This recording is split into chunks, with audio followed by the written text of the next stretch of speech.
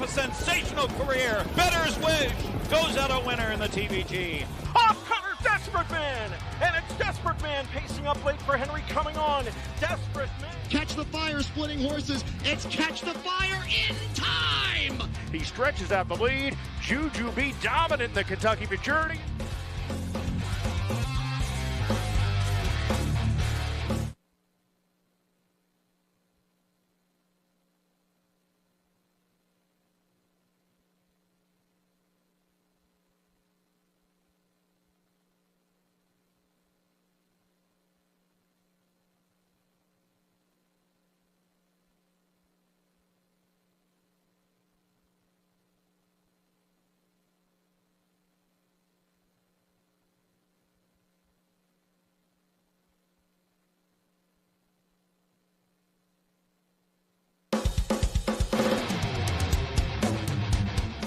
Capping off a sensational career. Bettor's Wish goes out a winner in the TVG. Off cutter, Desperate Man! And it's Desperate Man pacing up late for Henry coming on. Desperate Man. Catch the Fire splitting horses. It's Catch the Fire in time! He stretches out the lead. Juju B dominant in the Kentucky Journey.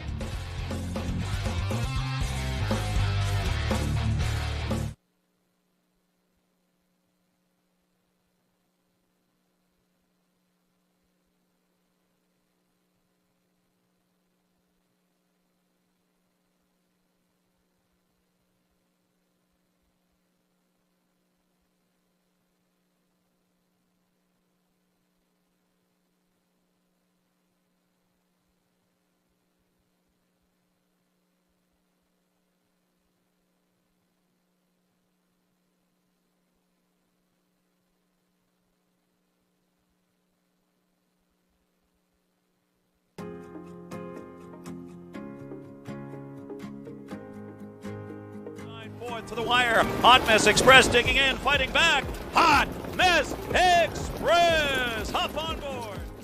Hanover from in fourth. Deep stretch. Hot Mess Express. Scarlet Hanover. Then Game of Shadows and Mackie Hanover. It is Hot Mess Express bouncing back in a big way to win the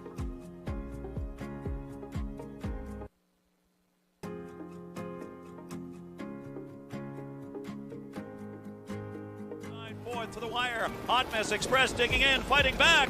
Hot Mess Express. Hop on board. Hanover from in fourth. Deep stretch. Hot Mess Express. Scarlet Hanover. Then Game of Shadows and Mackie Hanover. It is Hot Mess Express bouncing back in a big way to win the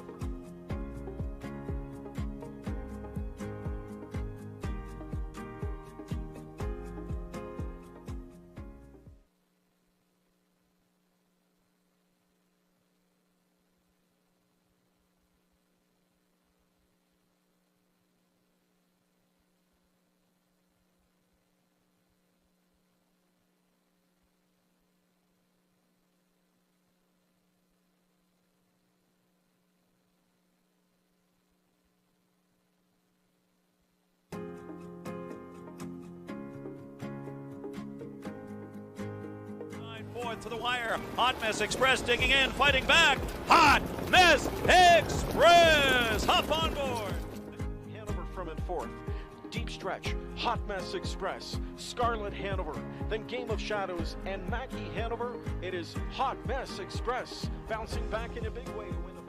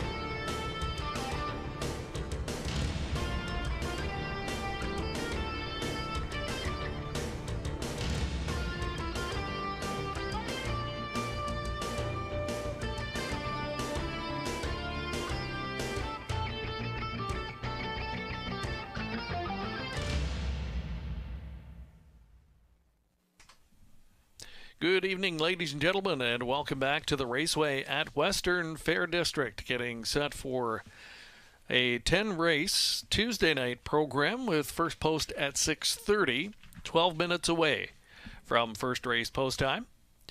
And tonight, playing under clear skies, temperature on the plus side, above freezing. Track has held up very well considering the warm temperatures over the last couple of days. So nice conditions to play under here this evening for the 10-race program. Again, just under 12 minutes now until first race post time. Time to update you on the program changes tonight. We begin in race number 1. Start of the $10,000 guaranteed pool early pick 5. In the first race, driver change for number 5. Come Along. Make the driver Rob Doyle. First race, Rob Doyle takes over on number 5, Come Along. Next in race 2, number 8, Better Watch It, has been scratched sick. Take out number 8, Better Watch It, due to sickness in race 2. Second race, start of an early pick 3. The early pick 4, with a $7,500 guaranteed pool, starts in race number 3.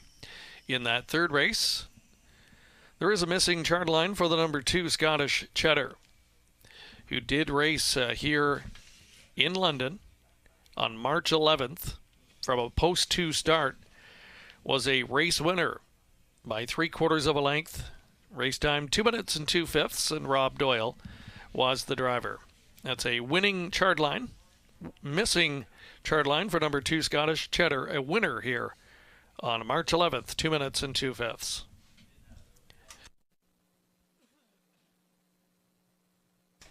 Race number 4 is clear, no changes in the fourth. Turning over to race number 5.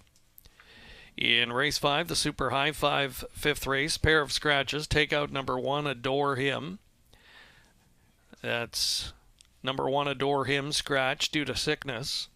Judges scratch weather of number 4, Artistic Pick. Scratch the 1 and the 4. Number 5, Ideal Jet, with a shoeing change up front, goes from flip-flops to a set of aluminum shoes. That's an up-front shoeing change, and the also eligible does not start. Race 6 will start the late pick 5 wager, $7,500 guaranteed pool.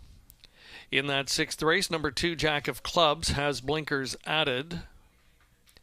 The number 3 Hidden Potential, driver change pending, no Scott Calder this evening. And the 8 Hi-Ho Julio has been scratched due to sickness.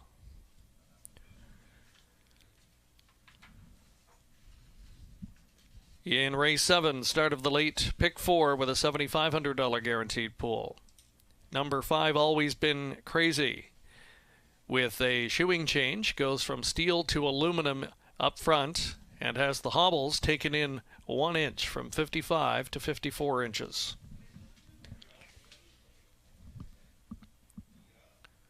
Race 8 is the start of the late pick 3 wager. Number 5 Tarot needs a driver.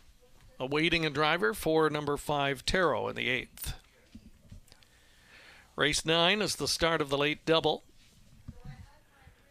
and there are no changes in the 9th. Race 9 is clear. The 10th and final, another Super High 5 contest, and there is a scratch there of 7 P.L. Jackson. Take out number 7 P.L. Jackson from the 10th and final. A reminder in race 1 tonight, the HPI bet race of the night. First race, number 5, Come Along, make the driver Rob Doyle.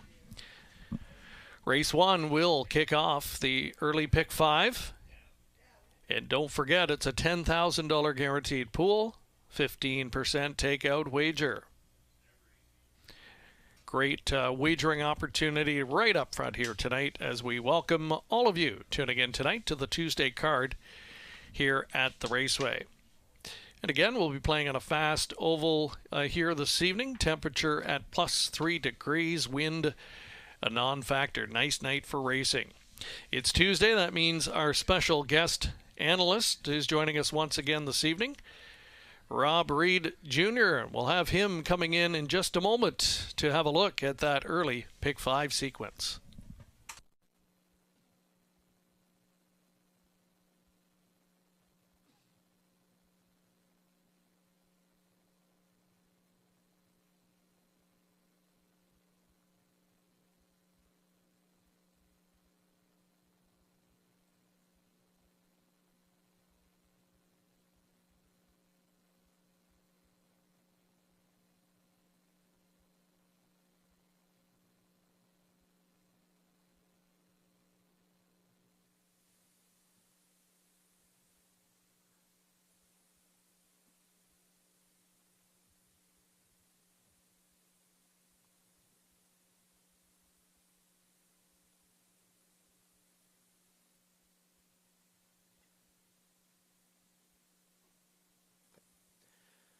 All right, folks, exciting, terrific Tuesday night of harness racing action here at the Raceway.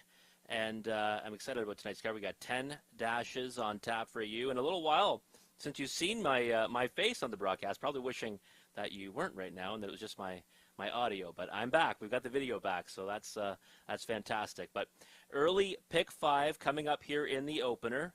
Just a few minutes really away from the horses moving out onto the track. But let's take a look at my ticket for that sequence. Guaranteed pool at $10,000. And, of course, low takeout at 15%. And a scratch in this sequence actually wreaked some havoc with my ticket. So I had to make some late adjustments, and I settled on singling here in the opener, number 1, Ready Yet, a filly that was a winner, an impressive winner, in her second lifetime start from post 5. Now this 3-year-old filly is going to get the pole position tonight, and I think she's got a field that she can double up against. So I'm going to single number 1, Ready Yet, here in the opener. No surprise, she's 1-2. But we're just going to hang our hat on her. In race 2, 3 deep with the 1, Charmbo Stormy, and the 3 have already won, and the 4, Pacing Down a Dream. Love the rail control for the 1, Charmbo Stormy, but a horse that has had opportunities recently and not got the job done, so I don't want to be married to her in there. We're going to go 3 deep with the 3 have already won, and the 4, Pacing Down a Dream. To be perfectly honest, the 8, Better Watch It, was going to be my single in race 2 until that one ended up getting scratched. In race 3, going 3 deep with the 3, 4, and 5, Noir. Well, a horse that I do really like. Typically, and was one I put on top last time, almost been my best bet. No gate speed, though, so a horse that I couldn't come back to as my top selection, but I want to have her on the ticket. She's had the 6 hole in her last 3. Now she gets post 3 to work from, so Noir is one that I think you have to have on the ticket. My top selection in the race is the 4. She's a Comedian, who was a winner last time against Noir, and I thought it was a real solid effort, especially considering she had been off a little bit of time and just kept grinding away first over till she won by a healthy margin. So she's a Comedian, my top choice in the race, but we're also going to throw in the 5, Scarlet Dragon. So 3, 4, and 5 in that third leg. Race number 4, 3 deep again. And we're going to stick to the outside numbers here. Not something you usually see from me. Usually you see 1s and 2s throughout the sequence. But tonight, we see a lot of outside numbers on that early pick 5 ticket. The 5, 6, and 7. So it's Neon Lights, Timal Houdini, and Irish Thunder. My top selection is number 6, Timal Houdini. I think that he is likely the class of the race, but I think you also have to use Neon Lights after getting a big-time confidence boost last time, blew them away on the front end, and Irish Thunder is one that I think that even with post 7 merits consideration. So 3 deep in there with the 5, 6, and 7. And then going into race 5, we're going to go 4 deep, and we're staying on the outside of the gate, oddly enough, the 5, 6, 7, and 8s. And, Ideal Jet, I love the shoeing change. Going to aluminum from flip-flops. I love to see that. So Ideal Jet will be my top selection on the race now. I'm actually going to make an adjustment to that race and make Ideal Jet my top pick in there. But I am going 4 deep still in this sequence, and that's number 6, Crosscut. You have to use that one, I think, getting out of the preferred ranks. He draws outside. That's not a big deal, though, with him, though, because he doesn't have much gate speed anyway, so he's coming from out of it. And this might be the kind of group, especially with one like Ideal Jet setting the pace, one that he can kind of gun them down. Mr. Mock Jimmy, kind of in the same boat, one that doesn't have much gate speed, can come from off the pace from post 7, though, and he's got swagger. Well, he's got to start from the trailing spot, so if he gets away well from there, I think, he will obviously be a factor. One that's usually a bona fide preferred type, kind of not finding his form in his last couple, but I think he could win tonight. So 5, 6, 7, and 8 in the money leg, race 5, and that ticket right there will cost you $21.60 for a 20-cent ticket, and I'm going to hang our hat here in the opening leg with the rail horse right now at 3 to 5, the 1, Ready Yet. 2 minutes away until the horse will be making their way out onto the track for the opener tonight. Again, pick 5 has a guaranteed pool of $10,000 and a low takeout at 15%. Get your wagers in. We'll come back after the post break for the first and talk about it a little closer with Greg Blanchard.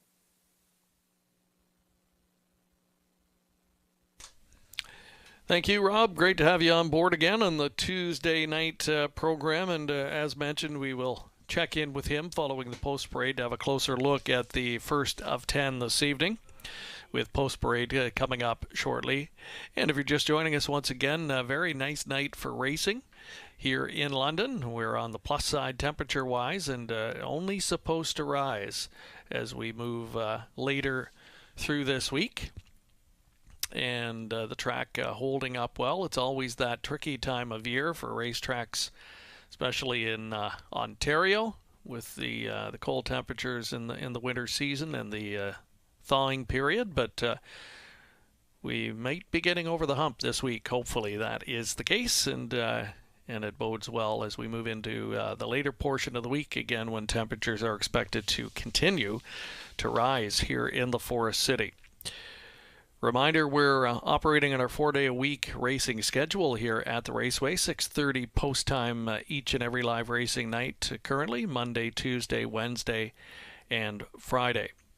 The Wilson Tack Claiming Series is now underway here as well. New series here at the Raceway, and some solid participation in round one of that new series here starting this week as well. Going to be running throughout the month of March, and looking ahead a little bit later in the season, we've got a busy month of May as we move into the home stretch of the 2022 spring racing season. In May, we'll feature the Ontario Regional Driving Championship, and the field of drivers that will be competing expected to be announced soon, and by all accounts it is going to be a star-studded group here competing for the Ontario Regional, with the winners, the top two, to represent Ontario at the National Driving Championship. Congratulations to the folks out in Alberta who will be hosting the national final later in the season. Don't forget, in the month of May as well, our signature event returns. The $150,000 Cam Luck Classic, Friday, May 27th. Very excited to welcome some of the best older pacers in harness racing back to the Raceway for our signature event. And back this year as well, the Forest City Pace top pacing mares will be competing in a renewal of the Forest City Pace, part of the Cam Luck Classic undercard on Friday, May 27th. As always, make sure to stay tuned to our website, westernfairdistrict.com, for full details.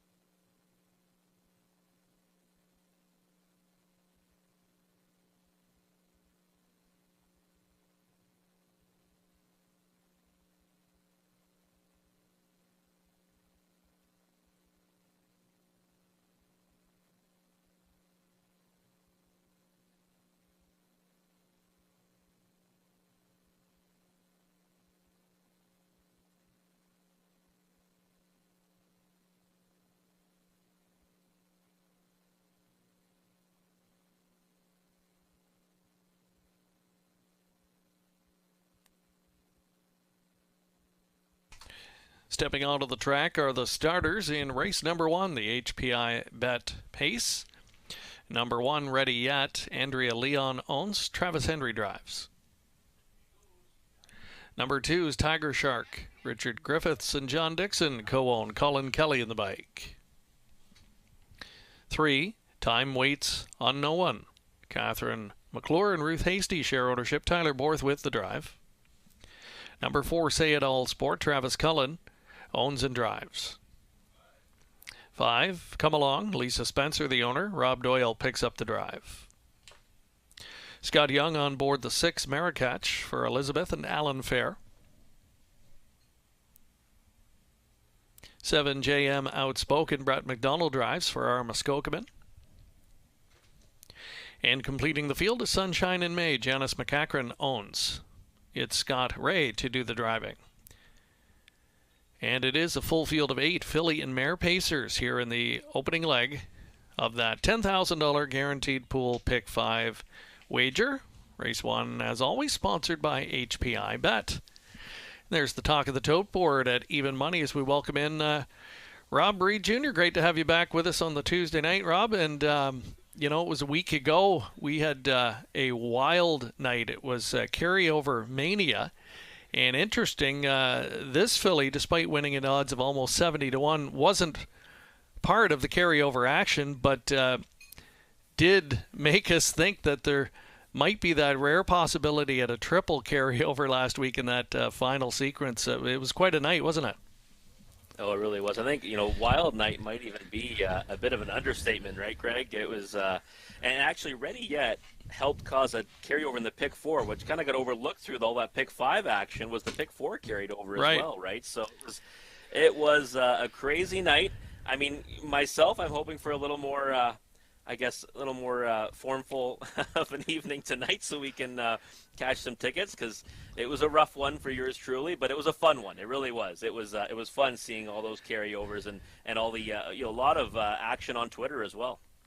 Exactly, and Ready Yet was really an unknown commodity last week. He only had the 1 start under her belt on an off track, so surprised people at odds of 69-1, and an impressive winner. Looked good throughout and got there, and she'll renew acquaintances with the 3rd place finisher, who was probably equally surprising. Her name, JM Outspoken, but gets the much better post assignment here today, and because of that big variance in the odds as well, 10-1 on the 7. And then you've got the number 3, Time Waits on No One, who was able to win at first asking for the McClure stable and Tyler Borth, and you'd have to think, you know, with especially with a perfect trip and able to convert there, that she could be even better second time out. Yeah, I would think so. You know, it's interesting. I originally was using 2 deep in here. I didn't want to separate those two, right? Ready Yet and Time Waits on No One. The problem for me, Greg, is that if I use more here, I was going to spend way too much money in this pick 5 sequence. So I had to, you know, make a decision, and I went with Ready Yet. The scratch of the 8 in the second race, better watch it, was really what threw a monkey wrench into my plans tonight. But yeah, I singled Ready Yet of the 2. I think it is between those ones to decide out here. They're going to probably be the 2 favorites on the board right now, even money and 5-2. I was just really impressed with Ready Yet. You know, parked a long way and got up to beat Now and Then, who I thought was a lock in that race. I hate using that term, but I really thought that was like kind of the layup of the night, and got up to beat that one. And there was a wide margin back to the 3rd place finisher. So I think it was a testament to how well that filly raced in her second lifetime start. And she's got a bit of a fitness edge too, because she raced last week, whereas the 3 Time Waits on No One has had a week between starts.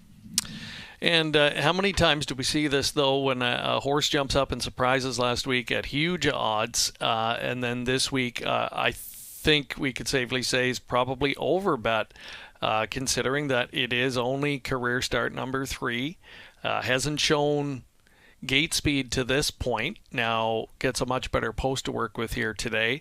What about tactics? I mean, what would you expect to see here with the post relief and now 3rd start out? It's an interesting point you just made. I used to say it a lot on this broadcast, Greg. You know, you missed the wedding, and last week was a big wedding, right? 68-1.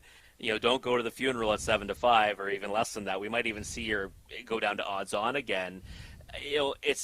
Maybe this week different tactics, getting that support now, being considered the one to beat. Maybe they try to leave off the gate from the pole position, and who knows, maybe that's not really her style. So it's kind of interesting in that regard what the tactics will be on Ready Yet, because last time she lived on the outside and just kept on coming. So I think you're going to see one that they try to get off the gate tonight. You don't want to waste that rail spot, but it will be interesting to see how she responds if she kind of gets moving earlier in the mile. Exactly, and what do you expect from a horse like the 7 who, had a little bit farther to come in the same race last week and raced very well in her own right? Yeah, improving type. I like when you see that progression, start over start, and took a lot of actual support, down to 8-1 in her first lifetime start, and then last time a bomb from the trailing post and raced well. So I just think post 7, maybe a smaller share type tonight. I couldn't get too excited about her as a win ticket. All right. Well, thank you, Rob. And we are almost set to go. We can tell you, closing in on $15,000 of new money into the early pick 5 sequence here this evening. So well over the guarantee, as we typically are on these Tuesday night programs. Again, welcome to everybody tuning in this evening, and good luck to you if you are playing along. A field of 8 to kick us off tonight. Filly and Mare Pacers. Ready Yet with Tiger Shark. Time Waits on No One. Say It All Sport. Come Along. Marrakesh. JM Spoken on the outside, and from the back tier, Sunshine in May. Field for the opener at the top of the stretch.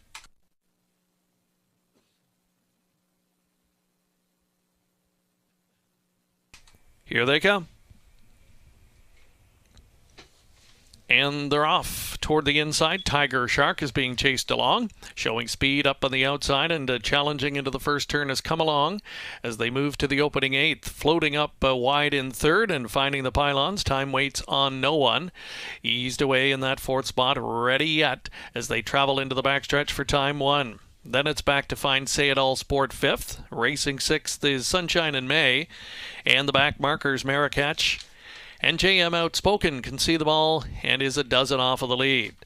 Sweeping to the front, Tiger Shark took over for Colin Kelly and leads past the opening quarter in 30-1. Pocket Sitter now is Come Along and a length and a half off them in 3rd. Time Waits on No One. Ready Yet. An anxious looking 4th and has a peek to the outside right at 3/8 completion. Now edges off the pylons to start that outer flow as Time Waits on No One is going to stay put at the inside. Moving up on cover now. There goes Say It All Sport with just over a half mile to go. Sunshine in May is traveling in 6th, starting up 7th as JM Outspoken. Trailing along the inside now is Marrakesh. Halftime just 1:03 and 2. Big second quarter breather for Tiger Shark. She's got company though. It's Ready Yet now. Coming up alongside and poking ahead in front. Ready Yet with a short lead. Countering Tiger Shark as they straighten up to 3/4. Say It All Sport sets it up second over into the top 3. Along the inside but gapping. That is Come Along. Back there 5th. Time Waits on No One. Handled patiently there. 3 wide of the backfield. And coming on is a Marrakesh. They pass the 3/4 marker in 1:33-1. 29-4 in the backstretch. Ready Out on the outside. Trying to wrestle the lead from a determined Tiger Shark. She's all fight at the inside. Tiger Shark and Ready Yet in a ding-dong battle the entire final half. Tiger Shark fighting on. Ready Yet on the outside. Can't get by. Tiger Shark in a first race shocker. Held off Ready Yet. Time Waits on No One. Flying late picks up 3rd and 4th to Say It All Sport. 2:03 and 3.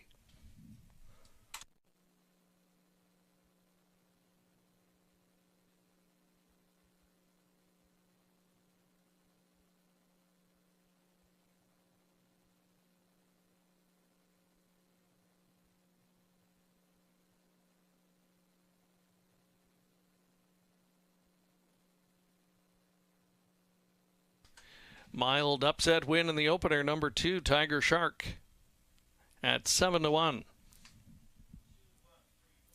Finishing second, the 1, Ready Yet. 3rd, number 3, Time Waits on No One. And 4th to the 4, Say It All Sport.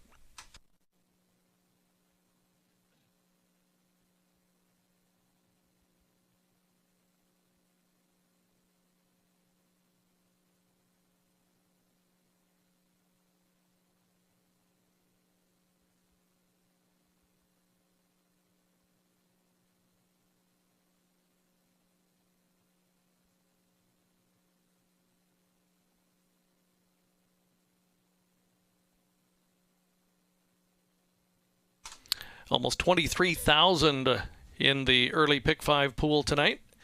And here's the upset winner returning, number 2, Tiger Shark, 4-year-old daughter of Tigerama from the Rambaran mare Salem Bayou, co-owned by Richard Griffiths of Thorndale and John Dixon of Park Hill. Richard does the training, and Colin Kelly in the driver's seat for the victory. The mare was 0 for 15 lifetime coming in, snaps the winless skid tonight.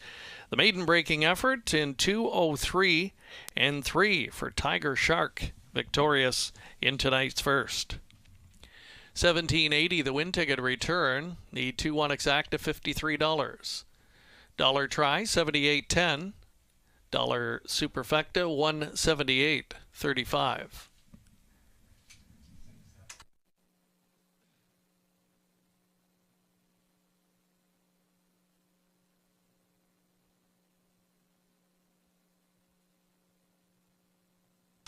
Coming up next, race 2, where the 8 Better Watch It has been scratched. Field of 7 coming up next in race 2.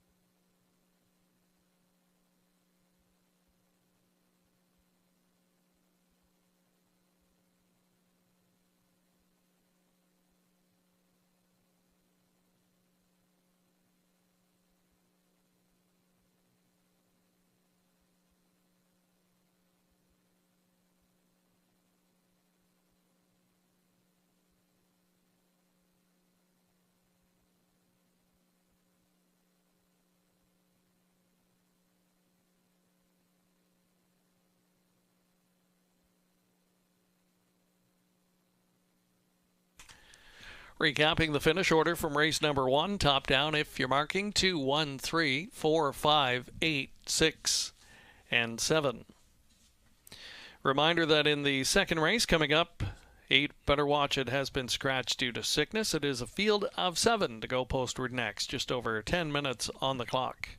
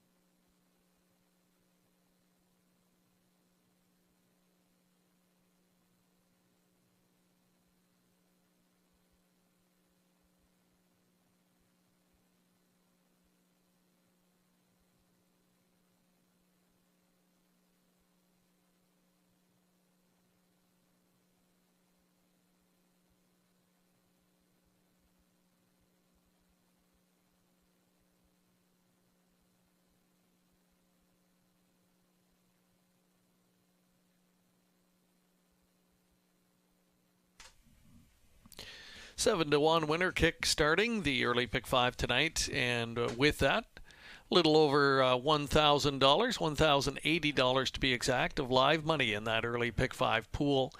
Total pool just shy of $23,000. Look at the various selections this evening. Myself, Tony Elliott, Rob Reed, all in agreement on number 1, Charmbo Stormy, looking for his, or her, I should say, third win of the campaign. The only one with a dissenting viewpoint here, Ontario Racing. Melissa Keith likes number 6, Steely Dawn, another one that is a 2-time winner this year, and you're getting a good price on that one at 6-1 currently. 3-1 on our top selection. The number 1 current favorite is the 5, Lily GL. She, as well, one of 4, or 5 I should say, 2-time winners. So 5 of the 7 have had a couple of trips to the winner's circle so far this season. Good luck with your selections here in race number 2. It will start the early pick 3 wager as well. Just over 5 minutes to post.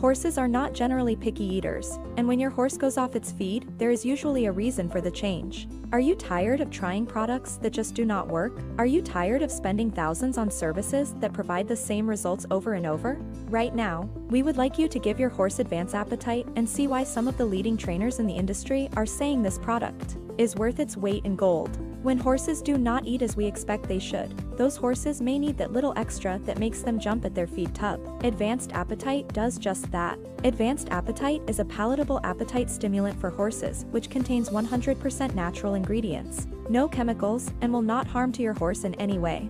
Advanced Appetite will help increase your horse's appetite with our patent green goop formula. Advanced Appetite contains chlorophyll, licorice root, slippery elm, and aloe vera. At Advanced Appetite, we have combined these ingredients with 2 great flavors that will have your horses eating like a champion. Advanced Appetite is available in a peppermint green goop flavor and also in an apple green goop flavor. Here's what people are saying about Advanced Appetite after a few days of trying the product on their horses. Jack Moisiev, trainer, driver, and winner of over 9,800 career races and $128 million in driving purses. I had a few horses that were a bit slow and very picky eaters. I heard so much about Advanced Appetite that I decided to give some of our horses a try on this product. Today, I honestly have to say that by the 5th or 6th day of this product, I could not believe the difference in all the horses I started on Advanced Appetite. My barn has now been going on 2 months of this product and my horses love it. The horses are looking good, feeling great, and licking feed tubs clean. I would highly recommend this product if you haven't tried this on your horses. It's 100% safe, easy to use, and the horses love it. Robert Young, trainer and winner of over 850 races. I had a few horses who were picky eaters and not finishing their meals. I tried Advanced Appetite and soon all of my horses were eating everything up. As mentioned, this product is 100% all natural, no chemicals, no pharmaceutical, and it flat out works. Get your horse back to being themselves with Advanced Appetite. Visit us today at www.advancedappetite.ca.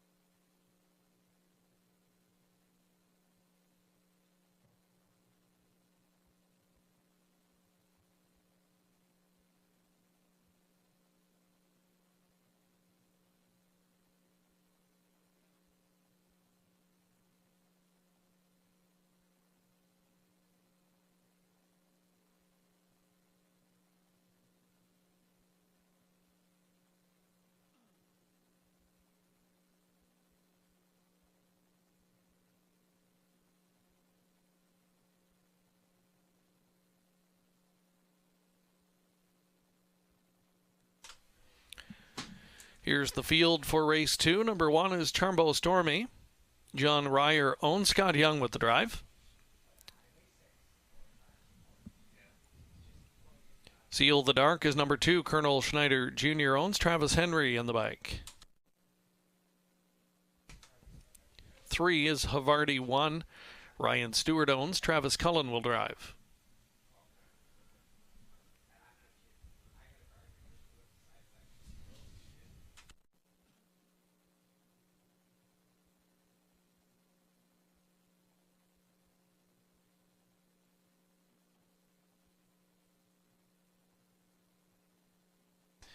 Pacing Down a Dream is number 4. Doug Millard owning. Colin Kelly doing the driving.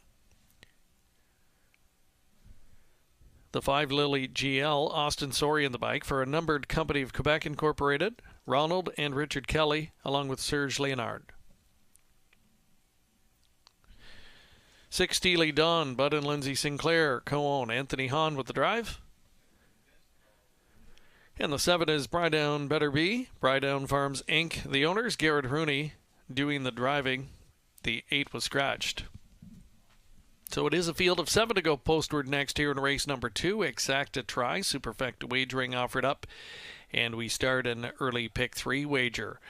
We both got fooled a little bit in the opener, Rob, with the number 2 horse winning there, and Tiger Shark. And, you know, typically horses that are over a couple of seasons, when they win, usually it's with a perfect trip. But she earned the victory the hard way, took the favorite on from the halfway point on, and able to fight her off in the stretch. Yeah, she did. And afterwards, I was saying, woulda, shoulda, coulda. I don't leave my man Colin Kelly off too often, especially when he draws inside. Drove that one well 2 back to a second place finish.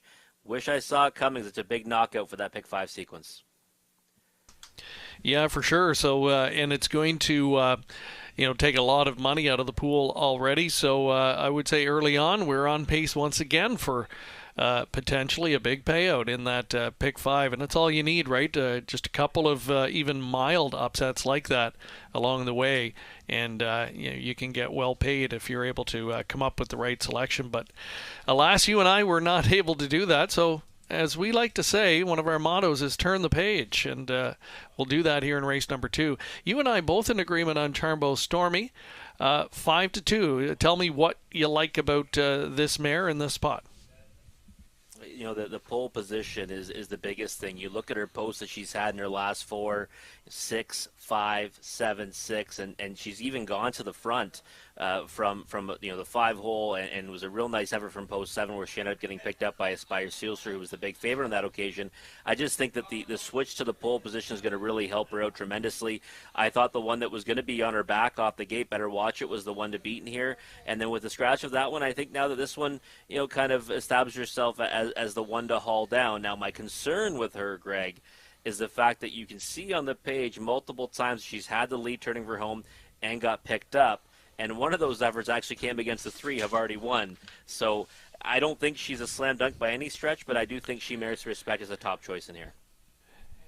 You're right. Slam dunk indeed, not the case here, but I don't think you could call anyone in here by that term. So, having said that, you're seeing the money well spread out on the top board right now. In fact, lukewarm favorite, Lily GL, and 1 of 5, as I mentioned, that have been able to click for a couple of victories this season. So, kind of a formful group overall and not much to choose between them. Even though it's just a field of 7 here, I think it's one of the most competitive races we're going to see tonight. Would anyone shock you here if they were to win? Not really, no. And, I think we had this conversation last week about Lily GL, is that we were kind of saying, wow, we're surprised she's taking so much money. I'm not taking anything away from her right now, but I'm a little bit surprised that she's the favorite again at 2-1 currently. She took more support last time, but it's just, she's a horse that when she draws inside can get the lead. She's very dangerous. I don't know if that's the case when she's further outside, because she's had to kind of, rough it on, overland or in the last 2, and it hasn't worked out. So I'm surprised she's taking so much support, and I think you hit the nail on the head. No one's a slam dunk in here, and I wouldn't want to take a short price on anyone in this group. And right now, you look at that odds board, it's pretty evenly spread out, except for, the bomb, which would be the 7 right now, Bri Down Better Be. And, to leave a horse like Havarti One or Pacing Down a Dream, either one of those two out of your sequence here, I think you'd be feeling a little bit nervous. Let's just say that. Both at 4-1, both with good tactical speed. Colin Kelly, I was going to say, kind of stole one in the front end. I don't think he really stole it. The mare had to earn it in that opener, but Colin putting the mare in play and giving her a chance, and I think he'll do the exact same thing here with Pacing Down a Dream, who showed some of that grittiness last time out. Similar to what we saw in the first race tonight, this is one that was put on the lead and responded well after just getting nipped the start prior with the same approach. Yeah, she's formful right now. She's been no worse than third in her last 4. All the way in the front end last time, almost did that 2-back. Now post 4 instead of the rail, a little bit of a different story there, but she merits respect in here, and she's 3-1. Havarti One is the one right now I like the odds on, Greg. 4-1 on the board. She got the better of Charmo Stormy 3-back with a 2-hole trip. I think she might end up in that exact same spot tonight. There's no trailer behind Charmo Stormy, so I think there might be an opening there for Havarti One to drop in. I think she might trip out.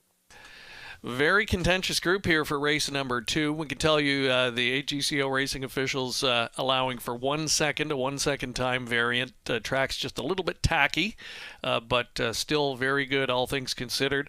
Field of 7 lining up now for race 2. Charmo Stormy with Seal the Dark, Havarti One, Pacing Down a Dream, Lily GL, Steely Dawn, and Bri Down Better Be outside in post 7. Here they come.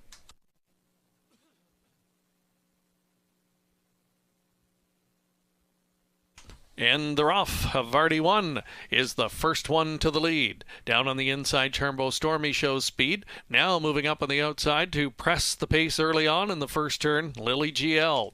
Lily GL is moving up and looking to clear to the front, and will do so as they pass the 8th pole. Havarti One pockets up early. Racing in line 3rd is Charmo Stormy, and the 4th one is Pacing Down a Dream. Back in line in 5th is Seal the Dark, followed up by Steely Dawn. Bri Down Better Be, the early trailer, and about 8 lengths off of the lead. Opening quarter in a quick 28-3. Lily GL made the lead and will take them over to 3/8. The 9-5 selection here, Lily GL leading as they wheel off the turn and will race up in front of us for time 1. Tracking all the way in the pocket has been Havarti One, gapped by 2. That's Charmo Stormy, who elects to stay inside from 3rd, and that's going to bring Pacing Down a Dream to the outside with a half-mile remaining. Out on the back of that one comes Seal the Dark, 3rd over into the flow. As that one went back to the pylons, now left uncovered is going to be Steely Dawn. Bri Down Better Be continues to trail. Half in a solid 58-4. They enter the backstretch for time 2. Lily GL under some tip-tap urging. She has company. There's Pacing Down a Dream right up alongside, and now on even terms as they hit 3/4. Havarti One down on the inside, moving up on the cover 4th. Still a length and a half to make up is Charmo Stormy. 3/4 in 1, 28-2. They slugged it out in the 3rd quarter, 29-3. They've got an 1/8 of a mile left to go. Pacing Down a Dream has wrestled the lead. Lily GL, though, is fighting back. Now kicked out 3 wide. Charmo Stormy, and from way back, Bri Down Better Be's picking them all up. There are 4 across in the drive to the wire. Bri Down Better Be on the far outside. Tried to get there. Charmo Stormy was in the photo. Also right there, Seal the Dark and Lily GL. 4 across, finish in the second. 1:59-1.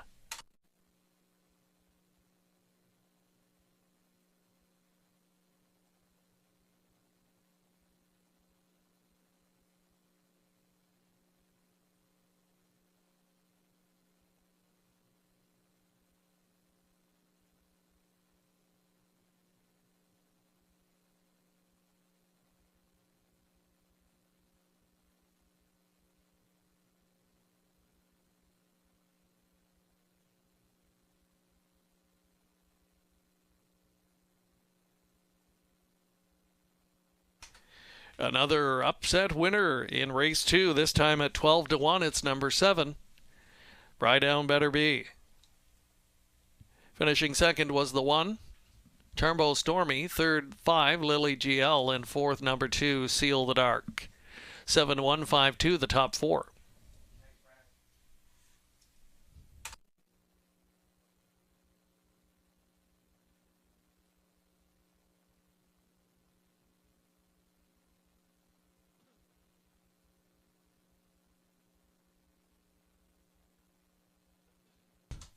Here's a look at the second race winner returning. It's number 7, Brydown Betterby. 4-year-old bay daughter of Better Than Cheddar from the Rambaran mare, Lily Ellie. Brydown Farms Incorporated of Clinton are the owners. Kendall Ron, the winning trainer. Garrett Rooney engineers the upset victory. The mare's third in 10 this year. And her 6th career win, 159 and 1/5 for Brydown Betterby. Upset winner in the second. $27.40 the win ticket return. 7-1 exacta paid $120.90. 7-1-5 try $147.30. Dollar superfecta $868.55. That's a $1 combination. And the early double, $2 combination, 2 and 7, the winning numbers. A good one there as well, $653.90. Next up is race number 3. Opening leg in the early pick 4 with a $7,500 guaranteed pool. Just another reminder of that missing chart line for number 2, Scottish Cheddar. Did start March 11th here in London. From a post 2 start, was a race winner. A race winner on that March 11th line by 3/4 of a length in 2 minutes and 2/5. The driver was Rob Doyle.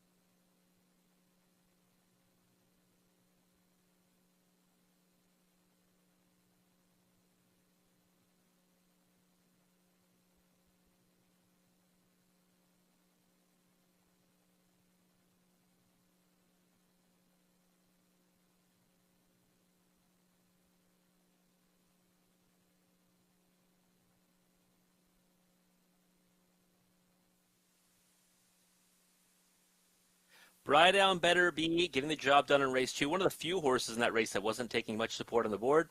Could it be, maybe, another wild Tuesday night in store? A couple of nice prices to start us off. Who knows? Not much left in that pick 5 now, that's for sure. Maybe we'll see some more carryovers here tonight at the Raceway. Well, I'm going to just move on to this early pick 4 sequence because I'm dead in the pick 5. I went 0 for the first 2 legs. We are here with the early pick 4 starting here in race 3. Guaranteed pool of $7,500, low takeout 15%. I'm going to stay true to my pick 5 sequence and then add a single at the end. 3, 4, 5 here in the opening leg. The 3 Noir, the 4 She's a Comedian, and the 5 Scarlet Dragon. In race 4, the 5, 6, and 7, that's Neon Lights, Time Al Houdini, and Irish Thunder. And then in race 5, going with the 4 outside horses, or 3 outside horses and 1 trailer, the 5 Ideal Jet, my top selection now. Love the shoeing change from flip-flops to aluminum. The 6 Crosscut, the 7 Mr. Mock Jimmy, and the 8 He's Got Swagger, ones you have to use as well. In race 6, my best bet of the night, my single, number 4, Wilson Wall. I'm going to put all my eggs in his basket tonight, dropping back down in class, really plunging in class, and getting Tyler Borth back in the sulky. I think he tries to wire them tonight. Wilson Wall, the 4 in race 6 is my single. And that ticket will cost you just $7.20 for a 20-cent wager.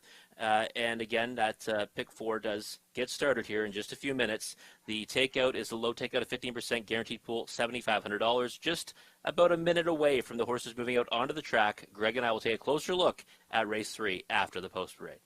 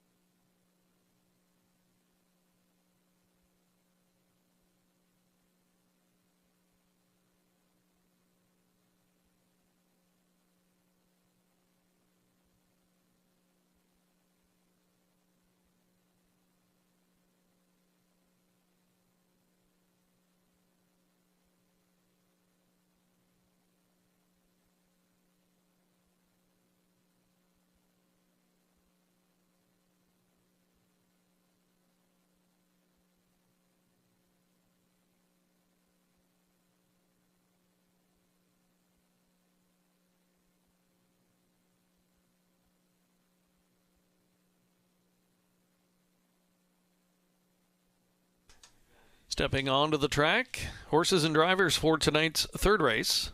Opening leg of that early pick 4. $7,500 guaranteed pool. Number 1 is panning for Treasure. Mark Cadman, the owner. The driver, Alfie Carroll. 2 Scottish Cheddar. Daniel Meade is the owner. Rob Doyle drives. Noir number 3, Jason Ryan on board for Brianna Ackenstein. 4 She's a Comedian.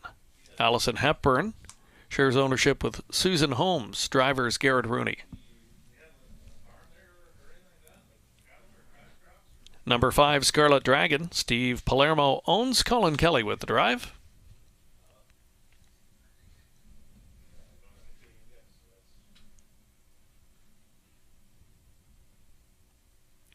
Next out is the 7. She's Got the Luck. Scott Ray with the drive for Jim and Doreen Flynn.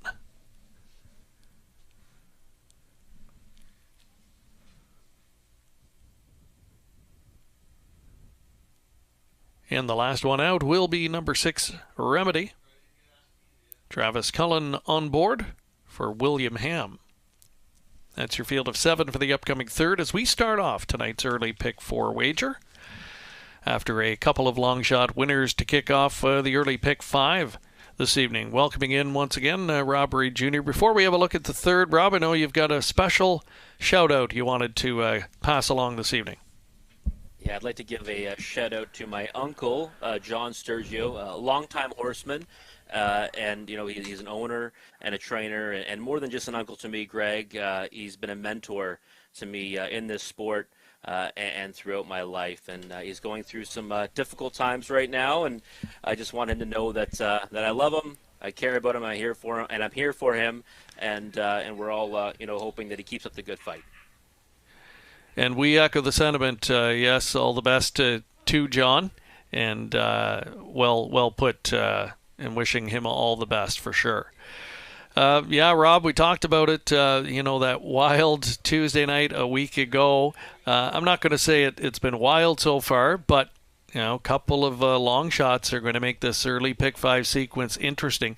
Very interesting for those who are still alive and potentially sitting on a big ticket. Yeah, it's not myself. I know that, but yeah, it's got to be big. I mean, we were talking about that second race, and it was funny. I even mentioned it and said, well, there's one horse not getting much support. That's the 7, Bride on Better Be, and lo and behold, who wins? Bride on Better Be. And it was a wide open race. We see a bomb come in again, and I mean, now we're kind of in that territory where one more could put us there, right? Give us a chance at a big carryover. So this is another race that I think that you look at it and you say, okay, she's a comedian, 4 to 5 on the board. She deserves the support, but is she immortal in here? Probably not. 8 to 1 last time. Tough to take a short price this time around. Yeah, and you hit the nail on the head. Probably one more long shot here, or even a mild price long shot like we've seen in the first couple. I think put us on the threshold of a potential carryover going into the last leg. So if that's going to happen in here, which horse do you think has the chance to upset at a price? Well, I mean, I want to go to Noir, right? That's the horse I want to go to, but we know the problem with Noir. It's a problem that we've had with her, last time, and I was all over her last time. It was one of my best bets in the card, and she got away 7th, 11 lengths off the lead at the quarter pole, and couldn't get there because she just doesn't have that gate speed. Now, she does shift to the inside, 3 spots. She had the 6th hole for 3 consecutive starts. Now a much better post to work from. 3 to 1 on the board, not a bad number considering she took so much support last time. She's got to get away better, though, this time around. If she doesn't show some kind of step off the gate, she's going to have too much work to do. So for me, I looked at this race, and I made She's a Comedian my top pick. I think I made Scarlet Dragon actually my second choice and Noir third. But looking at the odds board right now, now 5 to 2. Maybe I can't be convinced to move to Noir, but she is the one that if the price goes up on her a bit, I'd be looking at. Yeah, and I think at that 7 to 2 price she was at, you can tolerate that. Knowing that if she employs her typical racing style, that she's going to need a little bit of racing luck to find her way into the winner's circle, because she definitely has the talent. She's shown that, and just needs a little bit of speed to chase in that back half. Who knows? One of these weeks too. She's fairly lightly raced overall. We might see them try and change up tactics, and if she has some gate speed, find out if she does indeed. For me, I don't think there was anything wrong with the effort from Scottish Cheddar last time out. And again, that missing line, as we announced a couple of times earlier, that was a winning effort here, and it was the way she won. First up into a fast final half and able to get the job done fairly handily. Yeah, it was, and she's one that's kind of been, I think, obviously at 9 to 1, you can't go wrong with maybe taking a poke on her, and to be honest, that would probably be what we'd with a little carryover hopes might be pegging on one like her getting the job done in here, because I think she left off a lot of pick 5 tickets, but one that's always right there in the mix, doesn't really miss by too much when she doesn't get the job done, and certainly off that latest effort, I think one you need to consider in here. How does the trip go? Well, from post 2, she should be just fine again. So I think 9 to 1. I think you're onto something here with her being the value on the board. Another better than Cheddar mare, Scarlet Dragon, looked good in her second start locally for the Steve Boson's barn last time out. So I look for this one to come right back and be close again. And I've used her on top, and we're seeing the odds shift late, and they're leveling up between the 4 and the 5. Panning for Treasure, the number 1. Another potential long shot play here. I think would absolutely need to trip out in order to win, but from post 1, there's certainly an opportunity to do that for driver Alfie Carroll. So we're getting set to go. Your last chance if you're playing in the early pick 4 tonight, a field of 7 pacing mares taking up their position. We have Panning for Treasure with Scottish Cheddar, Noir, She's a Comedian, Scarlet Dragon, Remedy, and She's Got the Luck on the outside.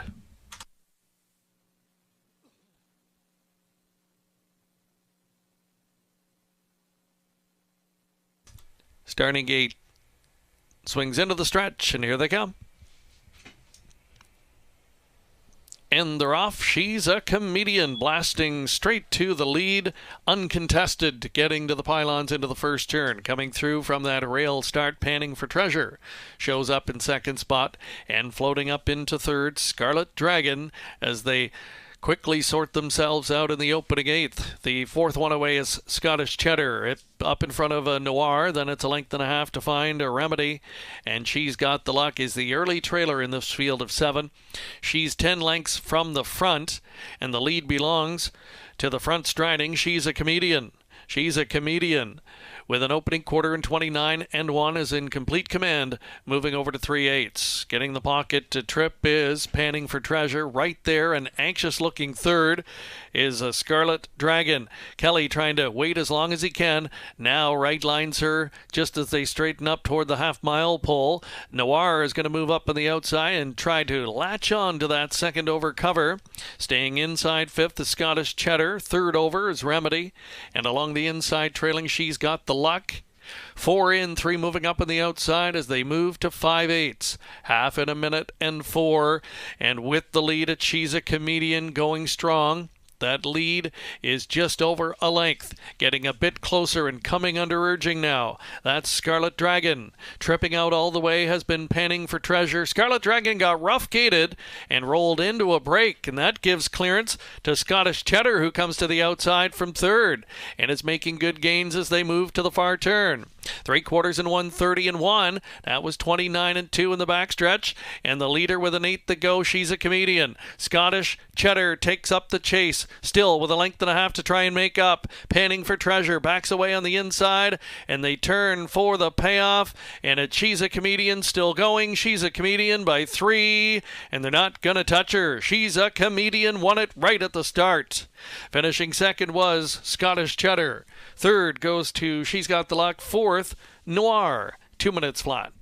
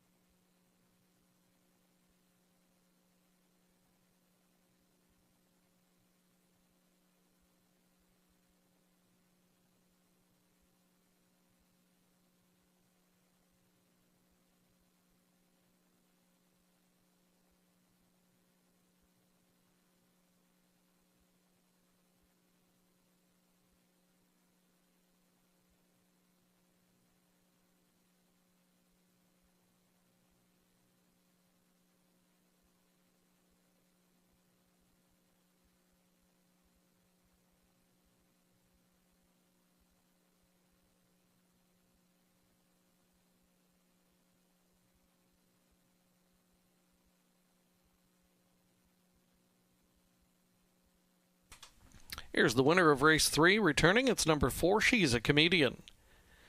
A 4-year-old daughter of He's Watching from the Grin from Ear to Ear mare Killingly Funny, Allison Hepburn of Fergus and Susan Holmes of Bayfield co-own. Randy Marriage is the winning trainer. Back-to-back winners on the card for driver Garrett Rooney. For She's a Comedian, her second consecutive win here in London. She's 3 for 4 early in 2022 and a winner tonight in 2 minutes. Send Off is the 3 to 5 top choice, first winning favorite of the night, and she starts off our early pick 4. $3.50 the win ticket return. The exacta paid $21.80. Dollar try $156.40, and the superfecta for $1 $382.45. Coming up next, race 4. We're on the trot. For race 4, field of 7. There were 4 claims entered on the number 5 Neon Lights. Again, 5 Neon Lights had 4 claims entered in this upcoming 4th race. Field of 7 to go postward next.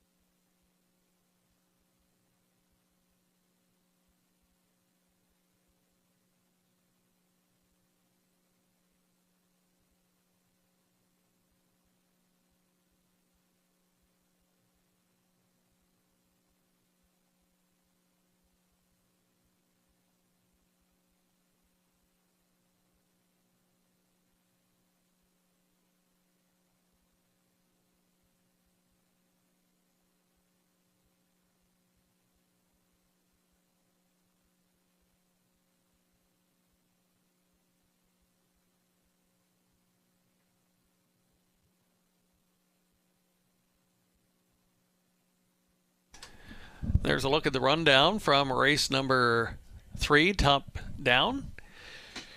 In your program, it should read 5, 2, 4, 1, 7, 6, and 3 on the bottom.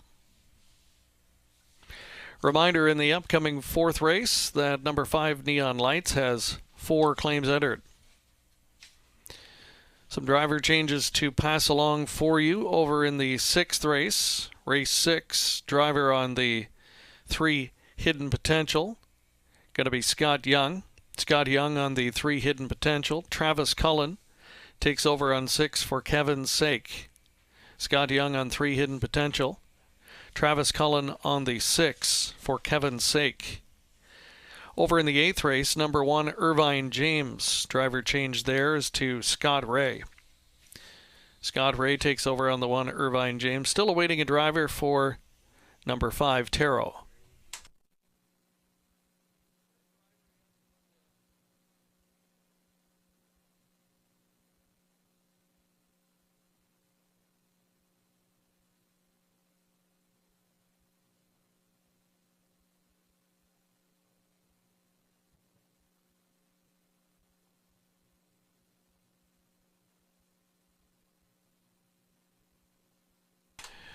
Also in that 8th race tonight, driver change Now in on number 5, Tarot, make it Tyler Borth. That's Tyler Borth on number 5, Tarot, in the 8th.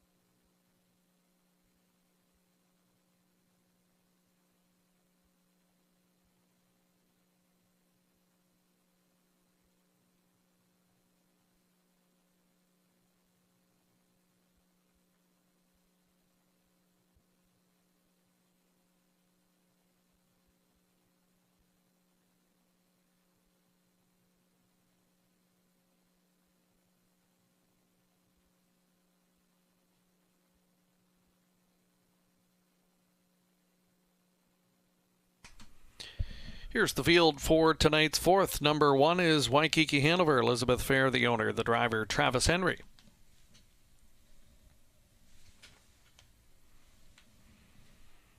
Parading next, number 3, Dusty Lane Thunder. John Bell owns. Alfie Carroll will do the driving.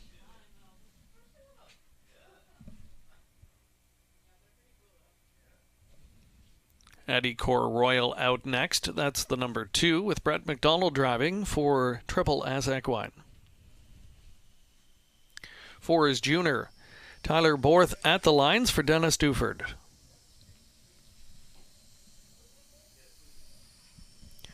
Number 5 is Neon Lights.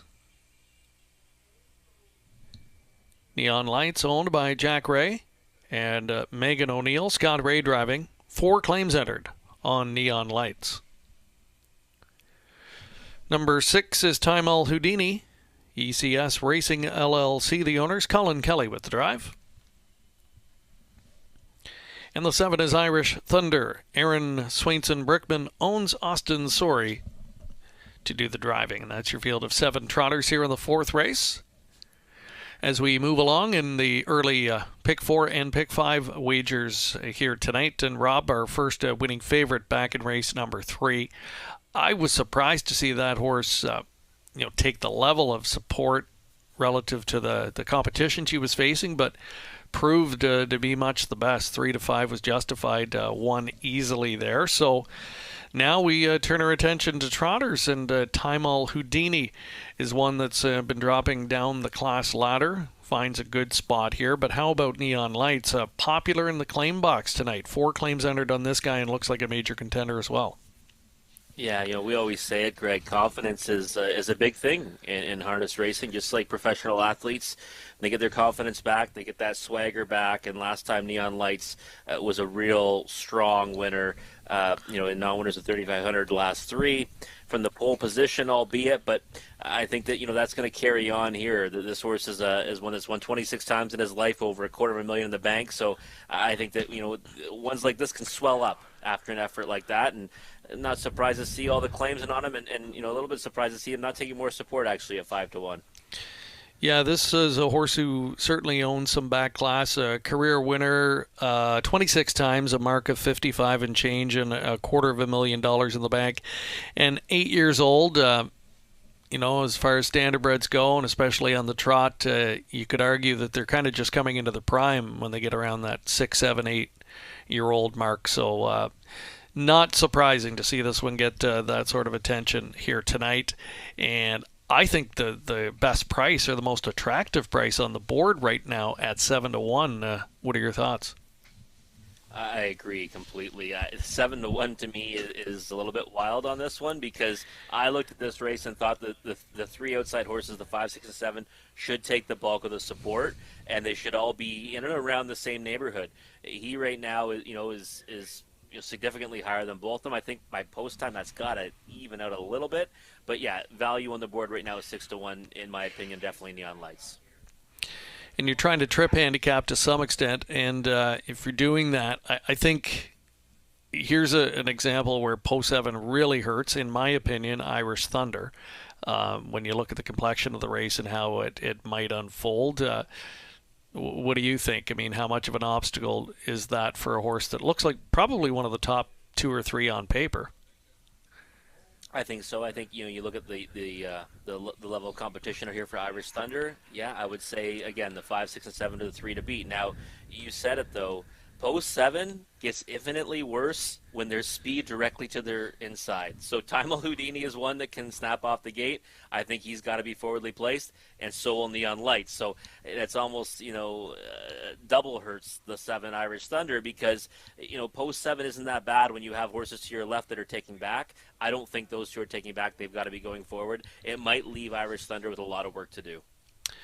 I would agree. And just wanted to get your thoughts on how this race sets up. It's a field of 7. It looks like the outside 3 have a bit of an edge over the rest at this point in their careers. But could one of the inside 4 in your mind, is there one? And if so, which one has the capability of jumping up and maybe surprising? That's an interesting question. It's what's really intriguing about this with those horses is a lot of them have had difficult posts recently.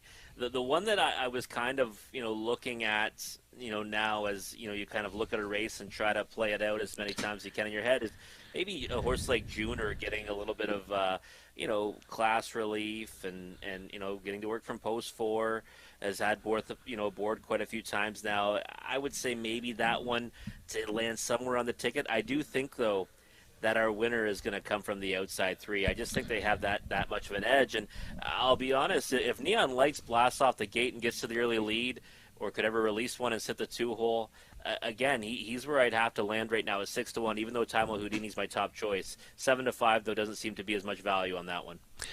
Yeah, and I just said, or in my opinion anyway, I think the outside 3 have a bit of an edge, and you're getting 6 to 1, a comparable price on the 5, very comparable to the price you see on the 2, the 3, and the 4. So, the win odds on Neon Lights with 4 claims entered right now are really jumping out at me. And Time All Houdini, I mean, he's not the Time Old Houdini, we haven't seen his A game, let's put it that way, recently. So, and I think he's got to be every bit as good as he was last time, maybe even a little bit better here to win. Maybe a final thought here as they line up behind the gate. Yeah, I just think, again, 7-5 versus 5-1. I've got to lean towards the value. My top pick, I'm married to it, the 6-time Houdini, but I would shift to Neon Lights and just hope that price stays where it is right now at 4-1.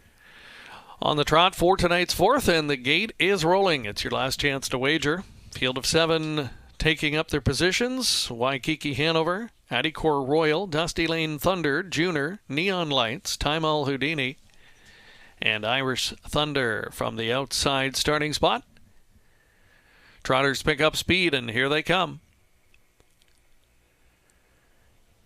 And they're off, jumping it off right at the start. Number 3, Dusty Lane Thunder to a break. Striding straight to the front, Neon Lights down on the inside. Waikiki Hanover shows speed, and now hustled up on the outside. Third, second, and coming after the leader, Time Owl Houdini. It's Time Owl Houdini working up on the outside and about to clear. Neon Lights will back off and race from second. Inline third, Waikiki Hanover. Showing up in fourth position, that's Junior as they arrive at the quarter pole. Then it's back to Addicor Royal, followed up by Irish Thunder traveling sixth, back down trotting, but far back in the field. Dusty Lane Thunder, the opening quarter, 29-3. The Trotters move over to 3/8. Time L Houdini dictating the tempo with Neon Lights, the claimed horse, tracking right there in the pocket. Waikiki Hanover studies them third. Inline racing fourth, that's Junior, followed up by Addicor Royal. Sixth and continuing along back there is Irish Thunder. The distant trailer is Dusty Lane Thunder. They travel the lower turn after a half and a minute and 2.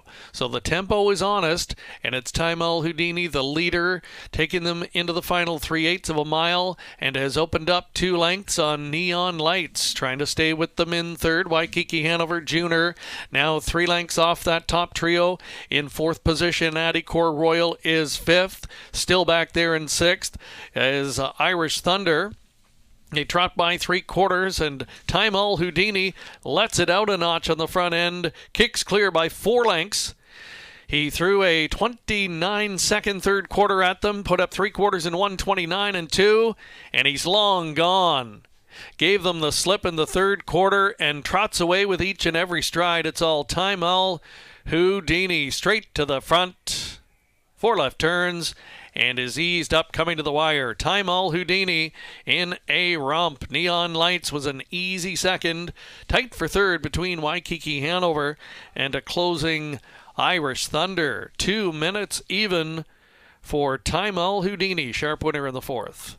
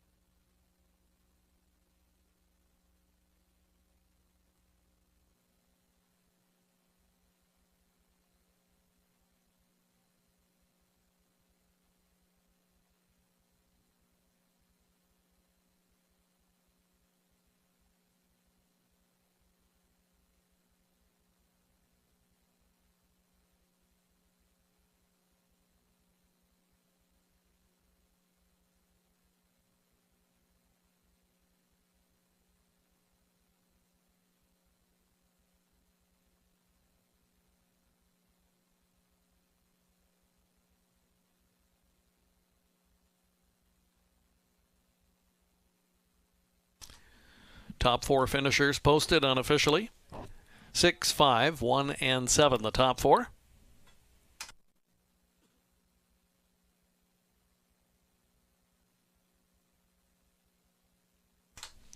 And here's the winner returning. Number 6, Time All Houdini, 6-year-old son of Cadabra from the Conway Hall mare Laxus Hall, owned by ECS Racing of Rockford, Michigan. Steve Boston's a winning trainer. Second winner on the Tuesday card for Colin Kelly. Time All Houdini picks up a second win this year. And 13th lifetime, 2 minutes flat. A gate-to-wire winner in tonight's fourth race, Time Al Houdini. And a popular choice on the tote board, $2.90 the win ticket return. 6.5 exacta paid $8.30.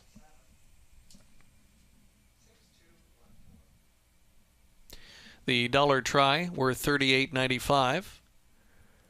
Dollar superfecta 106.40.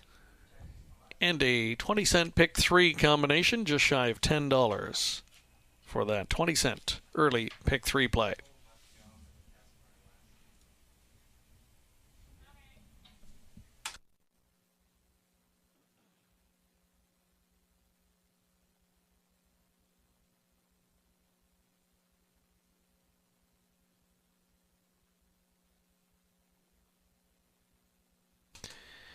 And again, the claiming information from that fourth race.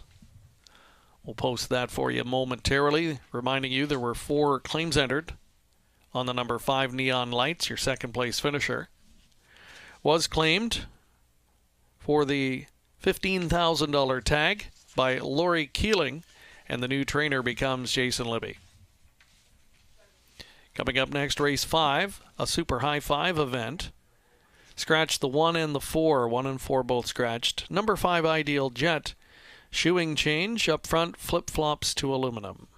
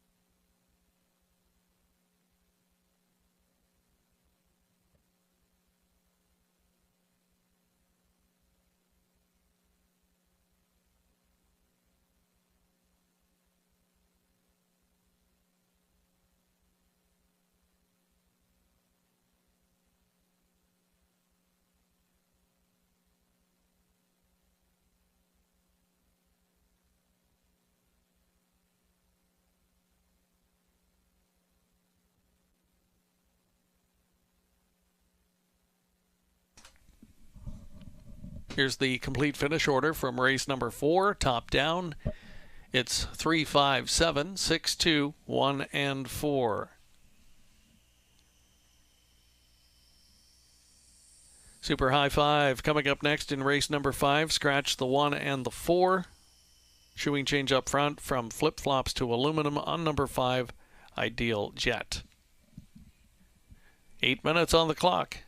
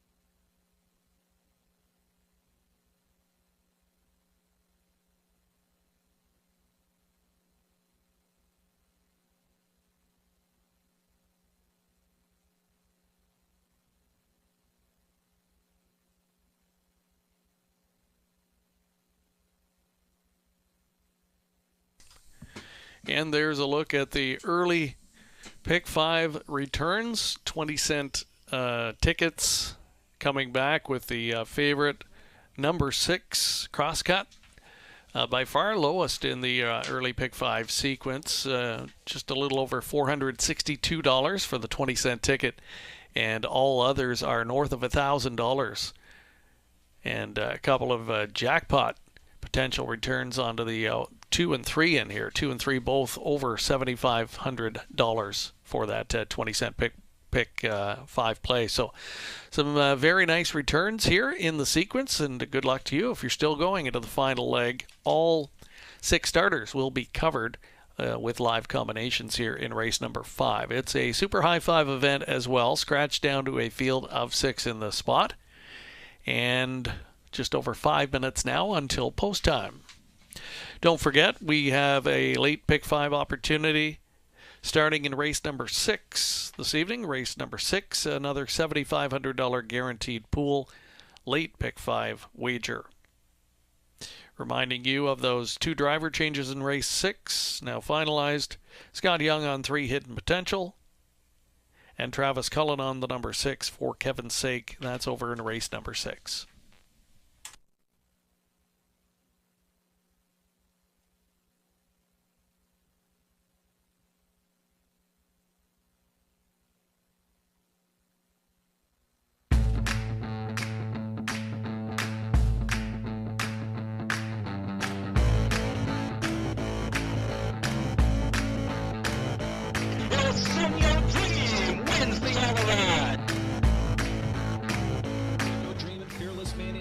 Sonio Dream is coming on for Henry in deep stretch now, getting to win Sun Revenge, and he's got him.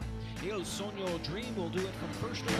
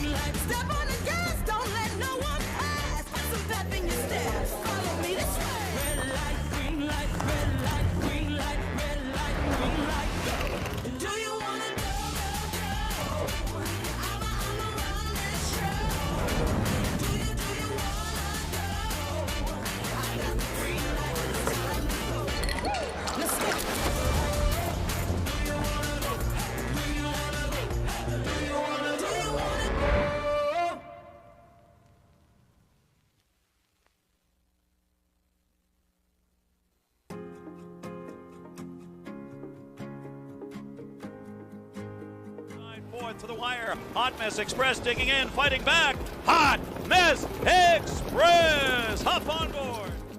Hanover from in fourth.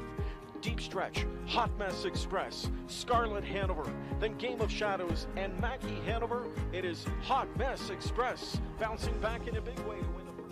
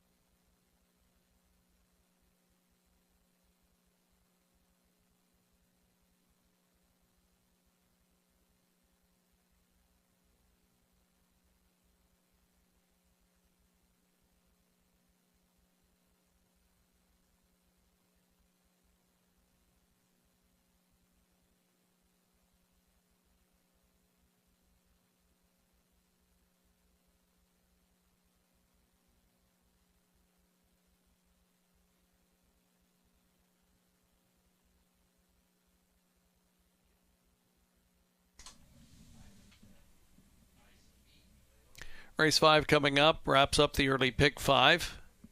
And the third leg of the early pick 4, live money in the pick 4 this evening, $3,761. Total pool, $14,268. So a couple of low-priced winners in the start of the early pick 4. Plenty of live money remains in that pool. Another nice one, though, well north of $14,000 in the early pick 4. Almost $23,000 into the early pick 5 tonight. And reminding you, you'll have a late pick 5 opportunity starting in race number 6. That's a $7,500 guaranteed pool. And a $7,500 guaranteed pool late pick 4 as well, which starts in race 7.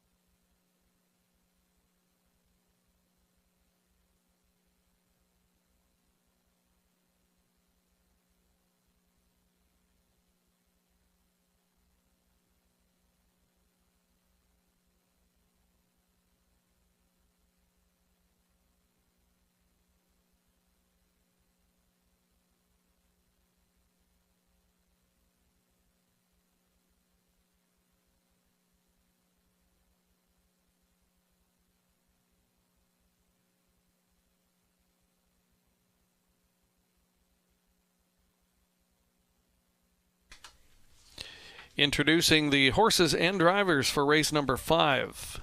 Scratched is the 1. Number 2 is Better's Victory. Bert Betty and Jason Sherman, the owners. Tyler Borth doing the driving. 3 is the Lone Ranger. Donald and Heather McGregor co-own Garrett Rooney of the bike. Number 4 scratched. 5 is Ideal Jet. Scott Ray picks up the drive for Nurko Sokolovic and Craig Bars. Crosscut, number 6, SSG Stables, the owners. Austin Sorey with the drive. Mr. Mock Jimmy, number 7, Sally Charlton owns Scott Young in the bike.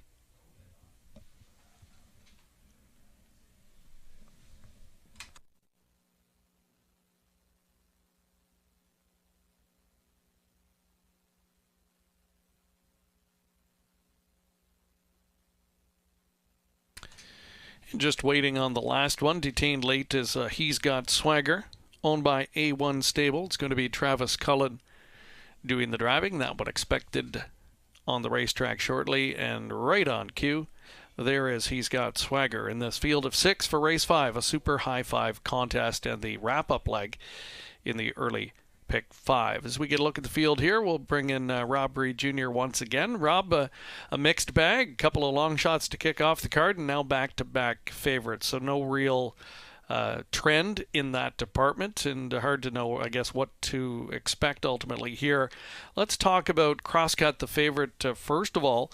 And you talk about one-dimensional types. Crosscut has had the rail post in many of his recent starts here. We've seen this one, albeit at a higher level, but always coming from off the pace, always at the mercy of what happens up front. Short field tonight and some class relief. Nice combination for this guy. It is, and the big thing for me is the class relief, and you're right, the 2 scratches now means he doesn't have to come as far, but still difficult to get behind one that you know will likely be coming from last or near last, because he just doesn't have that speed off the gate. Can't get away from the pole position. Certainly going to have a tough time getting off the gate from what is now only post 4, but still going to likely be taking a seat near the back of the bus. So for me, I ended up calling an audible here when I saw the shoeing change to number 5, Ideal Jet. I just think that I'd rather be on top than coming from the clouds, albeit it won't be too far back with just this compact field of 6. Now, having said that, are you assuring us Ideal Jet's going to be on top? Is that what you're saying? Well, I mean, pretty safe bet, right?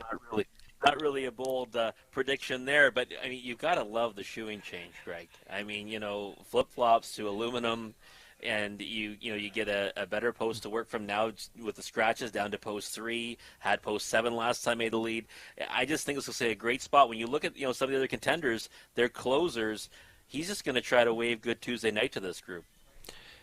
Yeah, if there were prop bets available, this race would be tailor-made, I think. And one of them would likely be, the probability of that one being the first leader in the race, because we really know what to expect, and it would be shocking if we didn't see him, frankly, in the short field on or near the lead.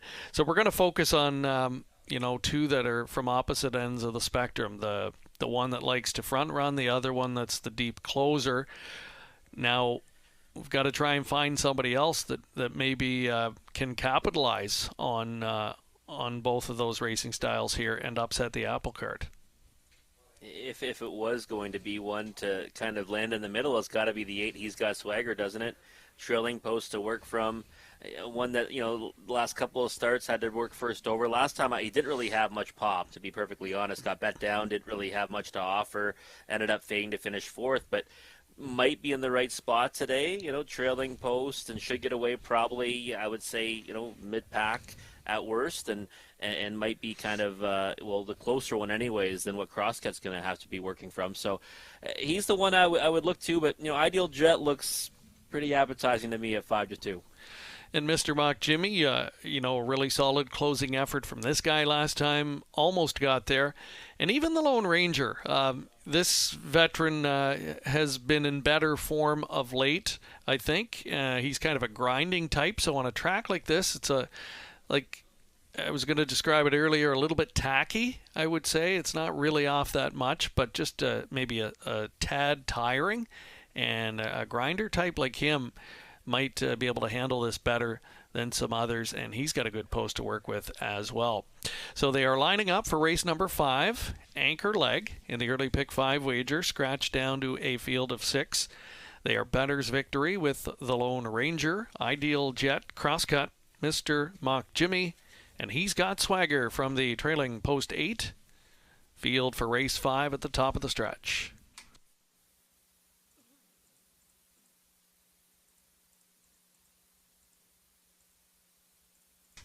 Here they come.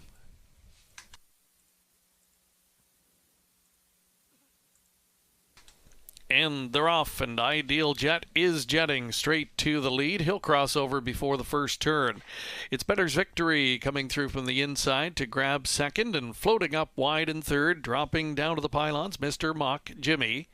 Emerging 4th, that is the Lone Ranger, followed up by He's Got Swagger, and the trailer is Crosscut. Field of 6 sorted out early as they move midway through the backstretch, and it's a headstrong Ideal Jet leading them by that opening marker in 28 and 4.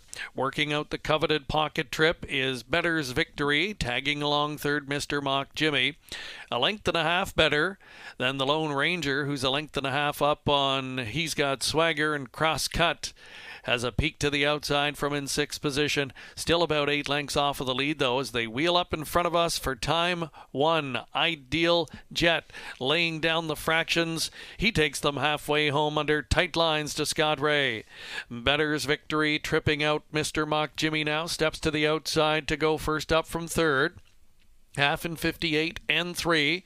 That gives cover to He's Got Swagger down on the inside. The Lone Ranger picks up a position and cross-cut. The trailer comes to the outside. He's got a lot of traffic up in front of him, though, and it's going to pull the trigger 3 wide good and early as they roll to 3/4. An Ideal Jet got the green light from Scott Ray and kicks clear by a length and a half. Mr. Mock Jimmy continues to chase from first over. He now makes it up to second, and he's got his sights set on the leader now with just over an eighth to go. Tracking in third. That's Better's Victory. Still a lot of work to do for Crosscut there. He's 3 wide and about 4 lengths off the lead. They're in the stretch after 3/4, 1:27 and 1. Ideal Jet has given up the lead. Mr. Mock Jimmy for the deep stretch lead. Mr. Mock Jimmy, Crosscut closing, but he runs out of racetrack. Mr. Mock Jimmy to win. Crosscut was second, close for third, 1:57, 2/5.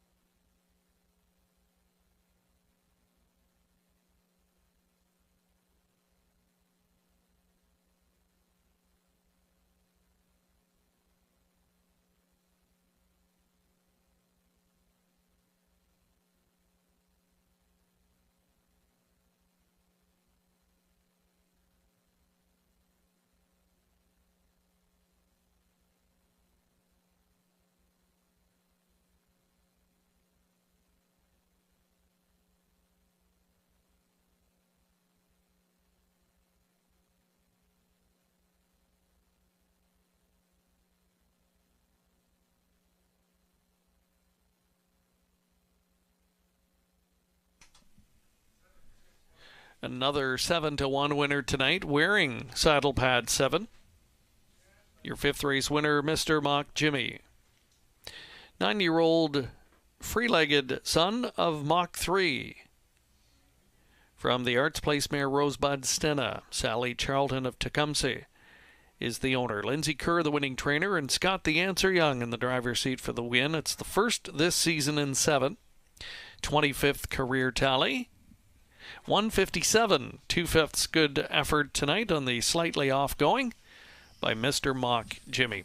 $16 the win ticket return. 7-6 exacta paid $45.70. Dollar trifecta $88.85. The super high five for $1, $321.65. And a very nice pick 5 return. The early pick 5 tonight, 20 center, more than $3,767. The late pick 5 starting next. $7,500 guaranteed pool in race number 6 to kick it off. 2 driver changes. Scott Young on 3, Hidden Potential. Travis Cullen on 6 for Kevin's Sake. The blinkers go on number 2, Jack of Clubs.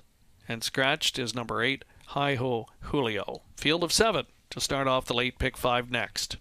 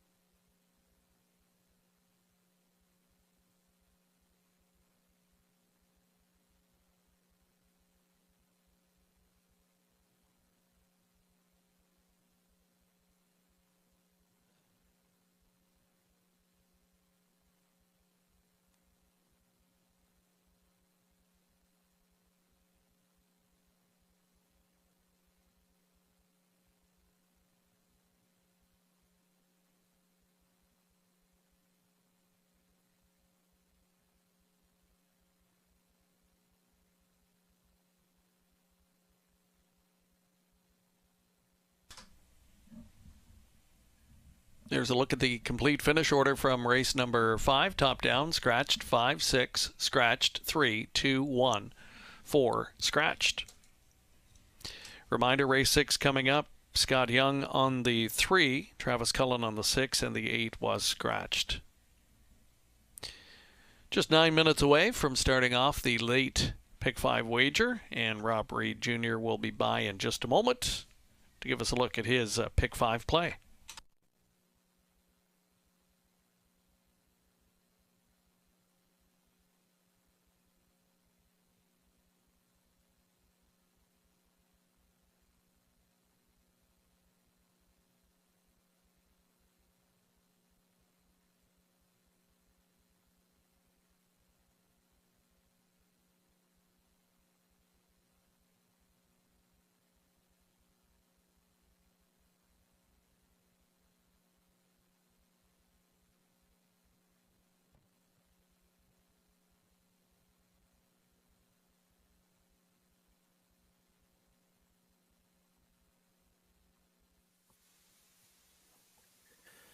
Over $3,700 for a 20-cent ticket in that early Pick 5 wager. Another incredible payout here at the Raceway.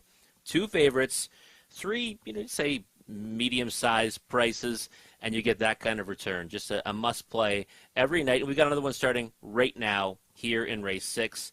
Low takeout, 15%, and the guaranteed pool at $7,500. And in this sequence here, I'm going to start off with a pair of singles.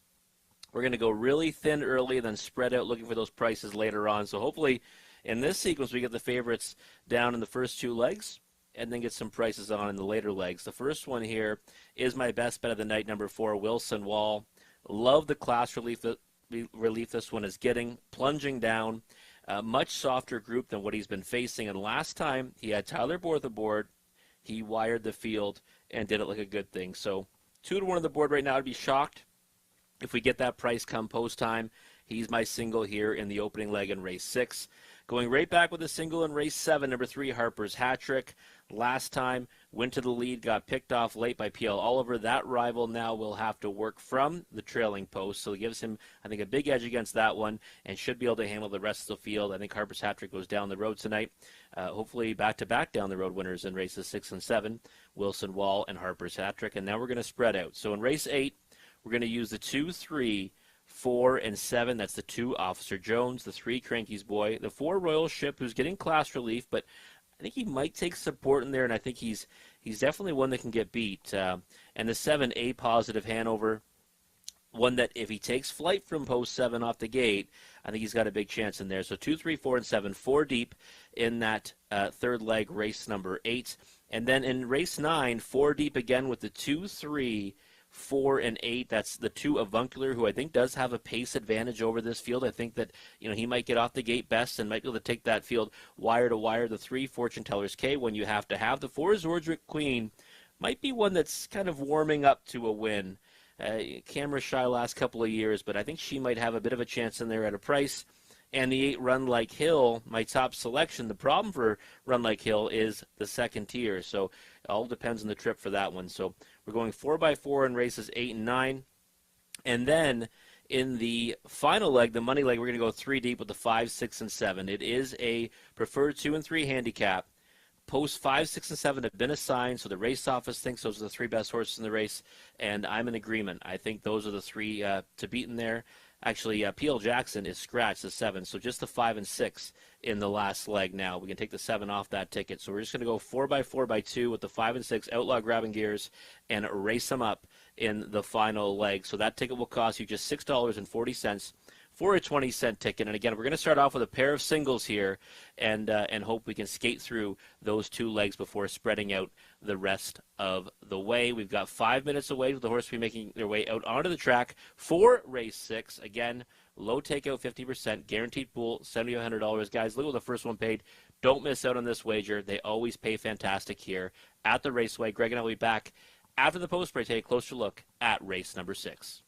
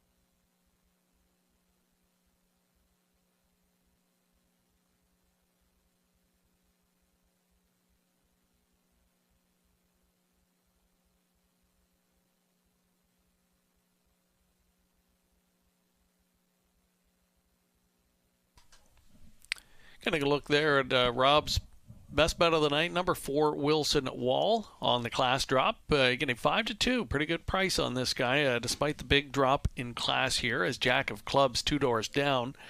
7-5 and favored at this point in time. Just awaiting the Pacers to hit the racetrack here in a moment.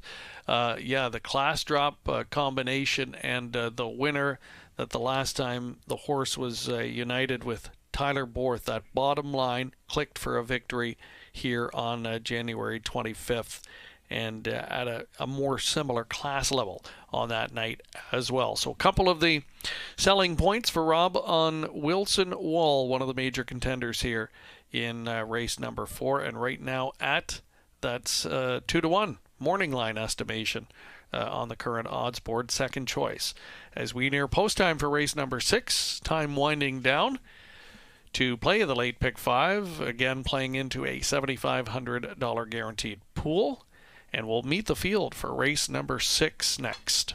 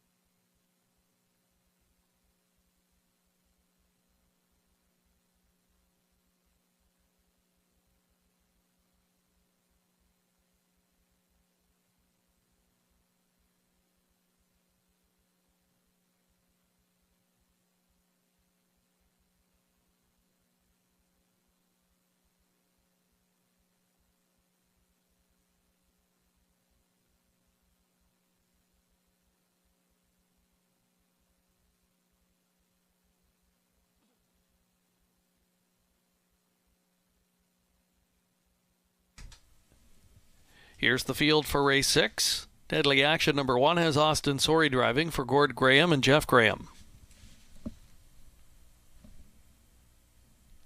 Jack of Clubs is number 2, Tyler Moore in the bike for Gary McDonald. 3 Hidden Potential, Scott Young picks up the drive for the VMB stable. 4 is Wilson Wall, Tyler Borth driving for Keith Wilson and Dean Wall. Number 5, Brock's Fortune, Brett McDonald at the controls. He co-owns with Taylor Fritz. 6 for Kevin's Sake, Travis Cullen with the drive for Teresa Cardulius, Joshua Tanis, and Louis Ferdinand. 7, George's Credit, Rick Edwards, the owner, the driver, Ryan DeRoche. And the 8 was scratched. All 7 will have their noses on the gate for the start of race number 6, opening leg in the late pick 5. Let's talk about the sequence overall. Rob, do you think it's as tricky on paper as the early one, which paid off handsomely, more than $3,700 for a 20-cent return? Yeah, that payout really is incredible, Greg. I know we always say that here, and I don't want it to seem like we're just pushing these wagers, but when you think about it, 2 big favorites. And it wasn't like there was like a 30 or 40 to 1 shot that hits. Just really a testament to it's not who wins, it's who you get beat. You got beat, 3, solid favorites on the board, but 2 of them win, and it still pays just incredible. So I think that this sequence, I'm hoping it's formful early, and then we get some prices late. So I'm going with 2 singles early, including my best bet here, the 4 Wilson Wall. Yeah, that's a great point, right? you expect most times in a 5-race sequence you're going to have at least a couple of favorites, and just trying to get the right favorite speed in the right legs, and easier said than done. And thus we were both out in the first leg of the early one. So let's hope we're a little bit more on the ball here. I've kind of whittled it down again to 3 on paper that I think are the major contenders, and not surprising, they're the 3 favorites on the board. One of them's your best bet. Tell us a bit more about Wilson Wall. First of all, are you satisfied with 8 to 5? I think 8 to 5 is about the right price right now. 9 to 5. I figured we would see less in the 2 to 1 morning line, somewhere between that and even money. I just looked at this horse and said, okay, you go further down the page, and you mentioned it back January 25th.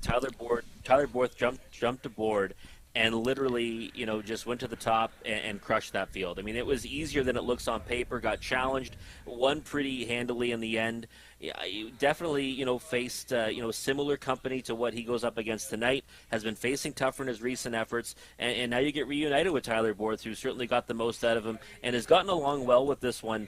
Typically when they do draw a decent post. So I looked at this and just said it's a great spot for him to go down the road tonight. Is there a couple of horses in here that now I have a chance to beat him? Sure, but right now the horse that's 9 to 5 on the board, almost co-favorite with them, is one that hasn't won in the last 2 seasons, and right now, has got the big goose egg and 24 starts there. So I just think he's the right one to land on in here, and he'll be singled on most, if not all, my tickets. There's Brock's Fortune. If he could turn back the clock a year or two, he'd be 1 to 9 in a field like this, and just has been off form of late. Hard to know what to expect. I think at any given time he could turn it around at this class level and surprise. So 7 to 2, we see him drifting up a little bit, not totally getting overlooked, but the public having a tough time backing him with the confidence that they once would have in this spot. When you're trying to structure, maybe just get your overall thought on a pick 5 sequence and your approach to it. And I'm sure there's other opinions out there that you would hear from different people that play regularly. In a race like this where there's 2 or 3 horses that seem to be tough to separate, is your approach to throw all 3 in the ticket and try and make sure you get through, or to take a stand on one and not waste picks, if you will, and save those for other legs where you want to spread deeper? Yeah, I think the key is to try to save equity early, especially in a spot like this. You see, like you said, 3 horses taking money. I've already got a pretty strong feeling and a big stand on one of them. That's the 4 Wilson Wall. So I think you're always better to single there, and that's why I really went single to start, because it gives me the opportunity to spread in the last 3 legs. I mean, that's the one thing that even myself I'm learning, and trying to evolve as a handicapper and structuring tickets, is you don't want to waste equity. You don't want to add horses in just for the sake of it, because at the end of the day, yeah, maybe it works out once in a while, you get a price down, but you are really diminishing your return the more you spend, especially if it runs out, the way you think it's going to be and you've got strong opinions. So that's why I singled Wilson Wall here and started off with a pair of singles to start off the sequence. Yeah, and maybe just a final thought on Jack of Clubs, the other one that was favorite but is now second choice. I think what really jumps out at you, and we talked about him last week, is that 0 for 24 record over 2 seasons. I have always liked this horse. He's a horse that I always include in my exotics. I just don't think he's just the type that's going to pass one right now to get the job done. 3 to 2 to me is way too short. All right, an intriguing contest here in the opening leg of tonight's late pick 5, a field of 7 taking up their positions. They are Deadly Action with Jack of Clubs, Hidden Potential, Wilson Wall, Brock's Fortune, For Kevin's Sake, and George's Credit on the extreme outside of the gate. Field for race number 6, top of the stretch.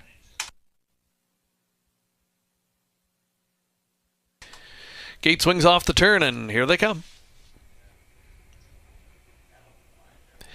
And they're off, and they're 4 across in a firing line, leaving the gate. Pushing out from the inside position, Deadly Action wants the lead. Right up alongside, Jack of Clubs is going to be kept wide all the way through the first turn. He's being stretched out to try and clear, but will take over as they straighten into the backstretch. Deadly Action took him all the way around the first turn. He'll yield for the pocket. And getting away third was Wilson Wall. Showing up fourth is Brock's Fortune. In front of Hidden Potential, who's racing third from last. The trailing pair, For Kevin's Sake and George's Credit, opening quarter, fastest of the night, 27-4. Paying the price to make the lead was Jack of Clubs. He's on the engine at 3/8 completion with Deadly Action enjoying the pocket view. It's a length and a half further back to find Wilson Wall, who's traveling in third, just up in front of Brock's Fortune. Racing fifth for the time being is Hidden Potential. The back markers continue to be For Kevin's Sake and George's Credit, and they're in single file alignment as they go to the lower turn. And there's why. The half is in a solid 57-3. It's Jack of Clubs trying to get off the schneid, and he's trying to go right down the road. He widens the advantage now to 3 lengths. Racing in second spot, Deadly Action coming to the outside, Wilson Wall, who's now up to within 2 lengths of the leader. Hidden Potential starts up in the backstretch, and he's coming on in fourth. Wedging out in between rivals, Brock's Fortune, as Deadly Action begins to give way. They race the final turn and race over to 7/8. 3/4, 127 and flat, 1/8 of a mile to go. Wilson Wall right up alongside Jack of Clubs, and in the rear view mirror, here comes Hidden Potential. The long shot's closing in. Wilson Wall's taking over the lead. He's got Hidden Potential bearing down. Wilson Wall on the outside. Hidden Potential. Wilson Wall just holding on. He found the wire in time. Held off Hidden Potential. Jack of Clubs had to settle for third. Looks like Brock's Fortune fourth. 158-2.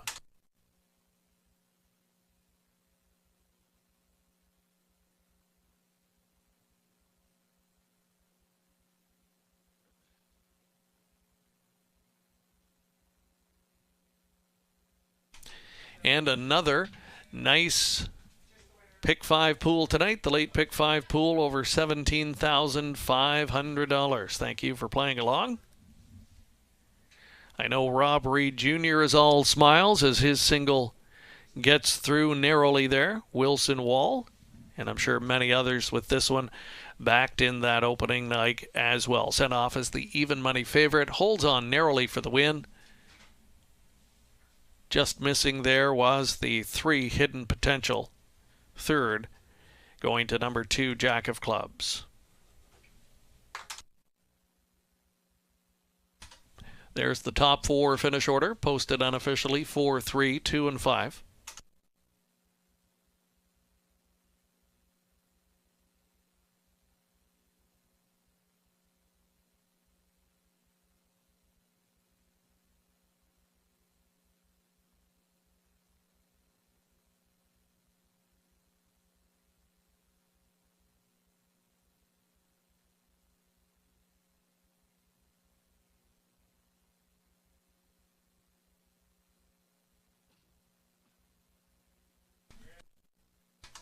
Introducing the 6th race winner, number 4, Wilson Wall. Wilson Wall is a 6-year-old Bason of Sunshine Beach from the Rambaran mare So Rami. Keith Wilson of Kerwood and Dean Wall of London share ownership. Dean does the training. Tyler Borth in the driver's seat for the victory. Last drove this one to a win on January 25th. The pair reunited tonight and back in the winner's circle. 10th career win for Wilson Wall, 158 2/5. 420 is the win ticket return. That wraps up your early pick 4. Dollar ticket, $134.15 for the early pick 4. Exacta combination worth $21.90. The dollar try, $23. Dollar superfecta, $45.05. The late pick 4 starting next. Race 7 to kick it off, $7,500 guaranteed pool. Changes for number 5, Always Been Crazy. goes from steel to aluminum shoes up front, and the hobbles taken in 1 inch. Full field of 8 in the upcoming 7th race.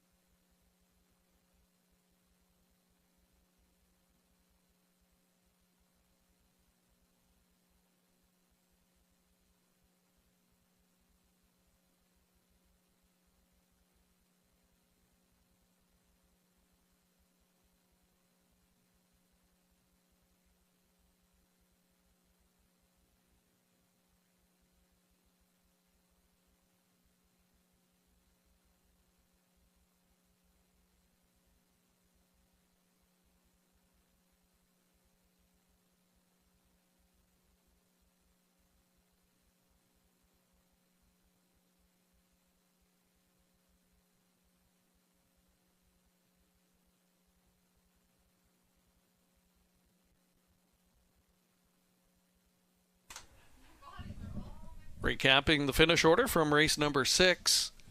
Top down in your program at 7-3-2-1-4-5-6. Race 7 coming up. Opening leg of the late pick 4. Reminder that 5 Always Been Crazy gets that shoeing change. It's up front, steel to aluminum. And the hobbles are taken in 1 inch from 55 to 54 inches. Good looking field of 8 coming up here in the opening leg of that late pick 4 sequence. $7,500 guaranteed pool. We'll hear more from Rob Reed coming up shortly. Just a quick reminder, we are back in action again tomorrow night, 6:30 post time. 4 days a week of live racing at the Raceway. Post time each and every night at 6:30. Free past performance programs, live streaming video, and much more, all available at westernfairdistrict.com.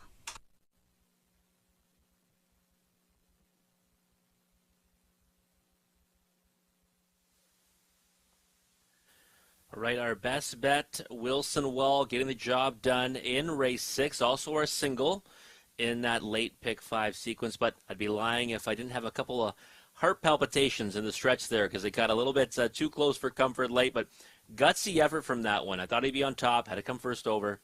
Nice job there by Tyler Borth. Also, Scott Young driving well tonight, getting up for second there at a nice price. Moving on now to our late pick 4 wager, guaranteed pool, $7,500, low takeout, 15%. And, well, I'm not going to stray very much from my my pick 5 ticket. I'm going to keep the exact same sequence. So it's going to sound a little bit repetitive here, but we're going to single the 3 Harper's hat trick here in race 7, the opening leg. Right now, surprise, this one is 8-1 on the board. I think we're going to see that shorten up come post time, that's for sure, because last time, it took a lot of support and against similar company. Didn't get beat by much, got beat by half a length. So I think he merits respect again, should be on the engine.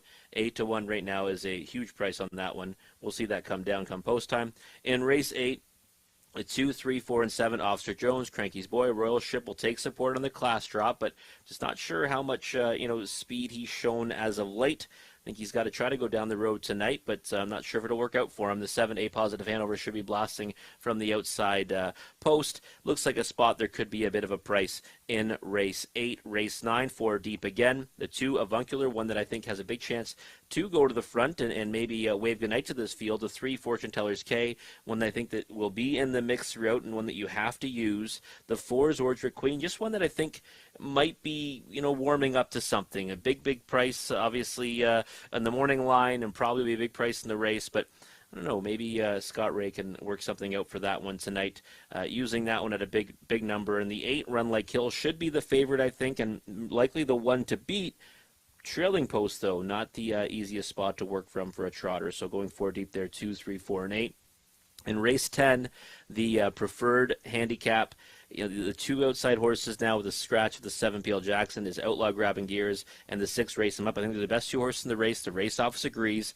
They were given the outside post, and I think they can overcome it. So, a decent field top to bottom. Just a 6-horse field now, but I'm going to stick with the outside 2, being Outlaw Grabbing Gears, and the 6 Race Them Up. So that ticket will cost you, what is that, 4x4 is 16 times 2 is 32, $6.40 for a 20-cent wager.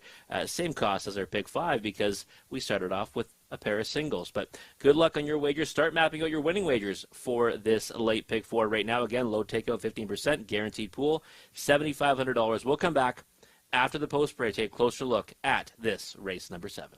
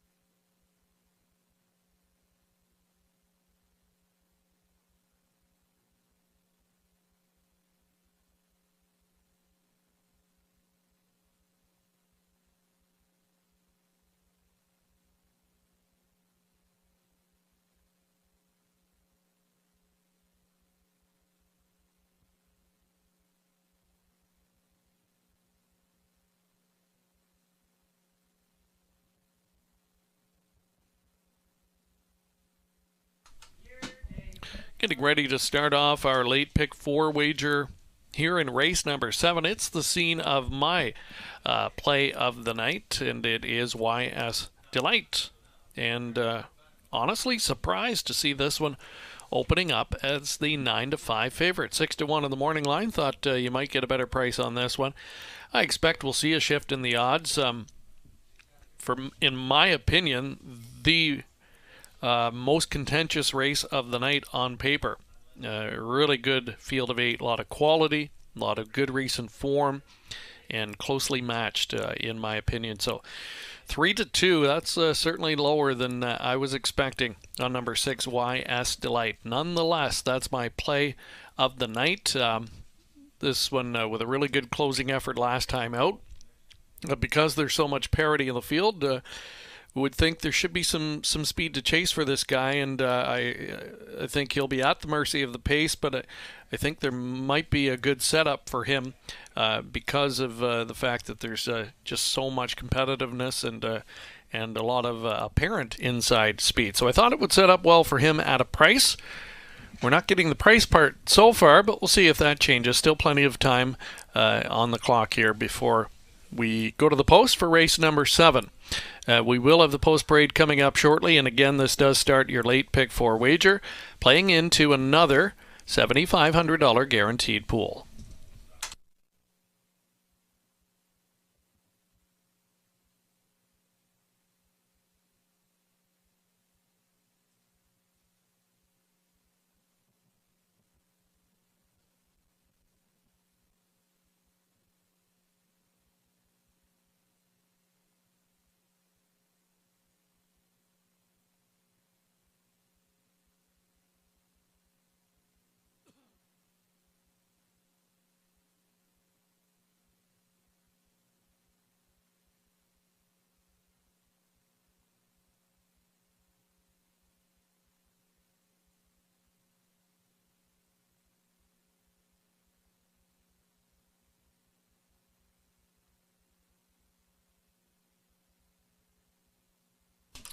Just had a look at the live money a moment ago into the late pick 5 pool. 7,500 or so of live money remains from a pool of about 17,500.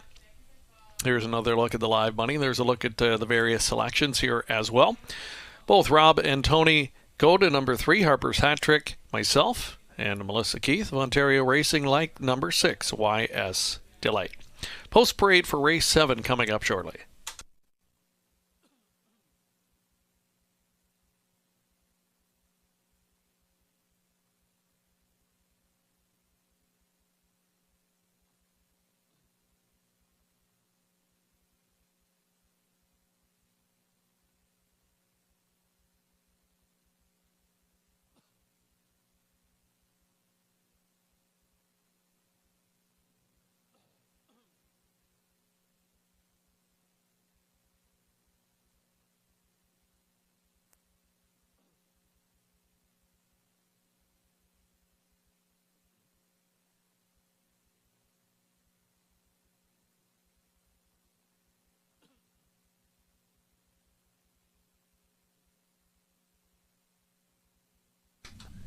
The horses and drivers for race 7 stepping onto the track.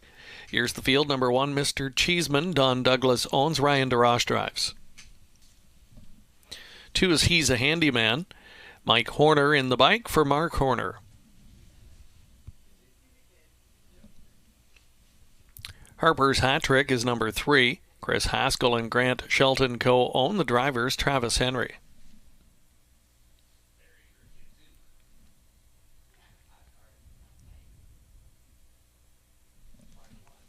The 4 is Kenny Joe, Donnie Rankin Jr. driving for Kevin Gillis. Always Been Crazy number 5, Bert, Betty, and Jason Sherman the owners, Tyler Borthwith the drive. 6, YS Delight, Tyler Moore on board for Gary McDonald.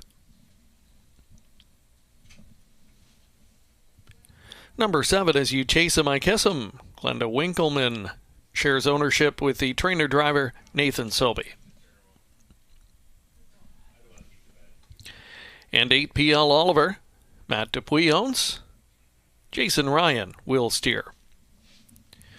Full field of 8 here in the upcoming 7th race as we start off that late pick 4. And a very competitive group and a big shift in the odds. Rob, the one that I went to, I was surprised to see him bet down as much as he was early, but has drifted up substantially. 9-2 now. There's a look at both of our top selections side by side. I went to YS Delight, but Harper's Hat Trick, you liked what you saw from this one last time out, despite getting picked off late? Yeah, I liked enough to go back to him tonight, just because I think that the situation is pretty good for him tonight. He gets to work from post 3. Yeah, last time he had the rail, but the one that hauled him down, that set a perfect trip to him, has a trailing post. So I don't think that one gets as favorable trip tonight, obviously, and Harper's Hat Trick might be able to get away from them. I'd rather have the horse that's going to be able to lead in this race than the horse that's going to be coming, from out of it. And I was surprised too by the money that YS Delight took early, but looking back, 2 back on March the 1st, you can't really take much away from that effort. He swept the field and did so in pretty fine fashion. So I could see him being a part of this. I actually didn't use him in my top 4 tonight because I thought he might have too much work to do. Price is floating up, though, right now for you, Greg, at 5-1. I think that's a testament to how competitive the field is. My top selection, myself and Melissa, didn't make your top 4. The one you picked on top, I used only for 4th. And, that might be a mistake. He's 6-5 and has his nose on the starting gate from a good spot.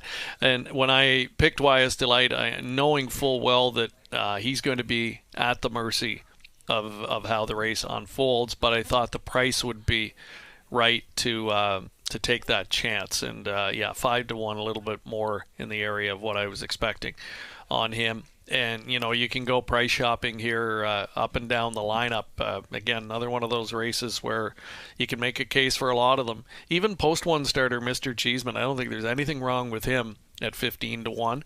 I'd be a little bit surprised if he were to step up and win the race, but if he were to be in the top 3 somewhere, I wouldn't be shocked at all.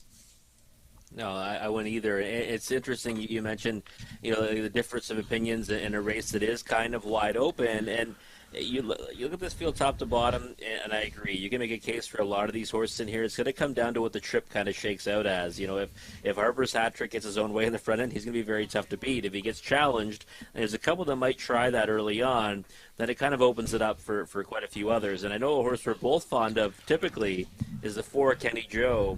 And I'm looking at 21-1 right now.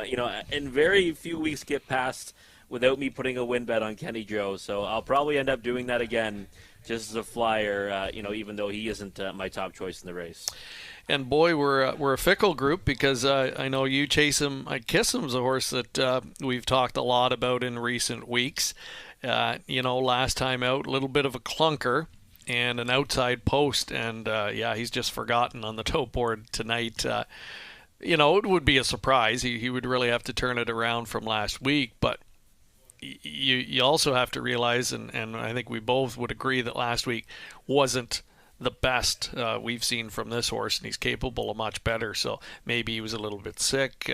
Who knows what the story was? And, again, there's an opportunity at a real surprise from him from an outside post. Yeah, the price is really robust right now, 25-1. Yeah, post 7, and you look at the last effort and say, okay, not for me. I didn't use him in my top 4, but should he be 25-1 in here? Probably not. You look 2 back, he's 2-1, got locked in. He didn't have any room in the stretch on that occasion, and before that, he won by a head in this class. So, yeah, post 7 is obviously a much more difficult spot for him, but 25-1's a big number. And let's go back to the opening leg. Your single gets it done. It really had to earn it. And when you connect on these pick 5s, you need a little bit of luck, or you need some photos to go your way along the way, right? And so you had to be happy to see Wilson Wall dig in and just get there in time. I'm glad you couldn't hear me and see me in the opening turn, Greg, because when he ended up in the 3-hole, I was devastated. I really was. You know what? But it was a testament to Tyler Borth. He sat, waited, and once the one in the lead kind of exhausted himself, he moved forward, took the lead, and really nice effort from Wilson Wall to hang on.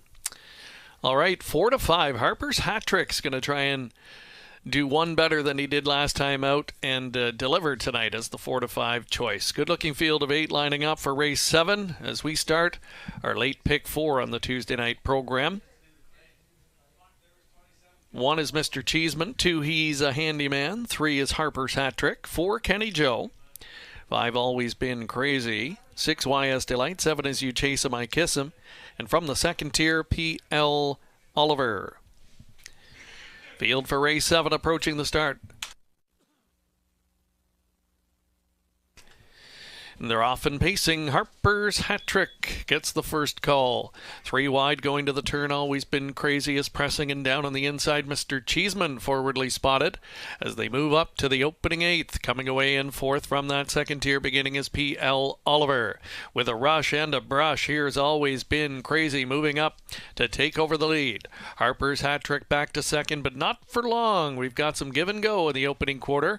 Harper's Hat Trick back to the front, right at that opening quarter in 29 seconds.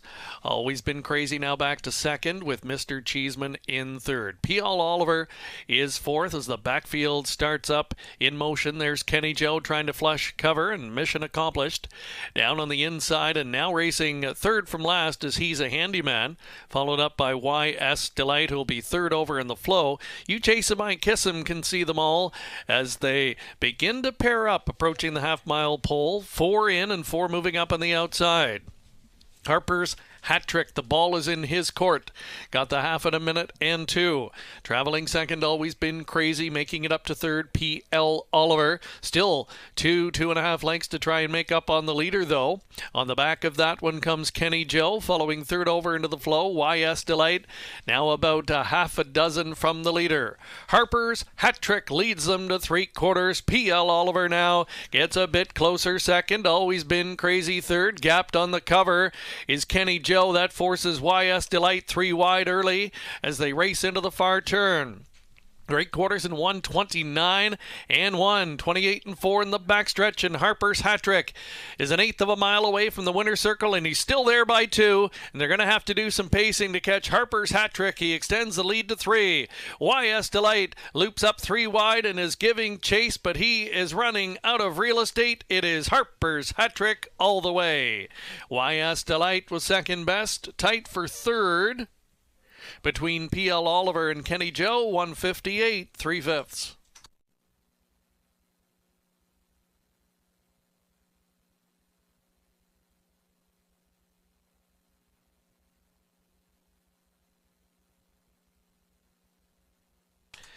Another nice pick 4 pool, almost $14,000, and Harper's hat trick will kick it off at odds of 3-5.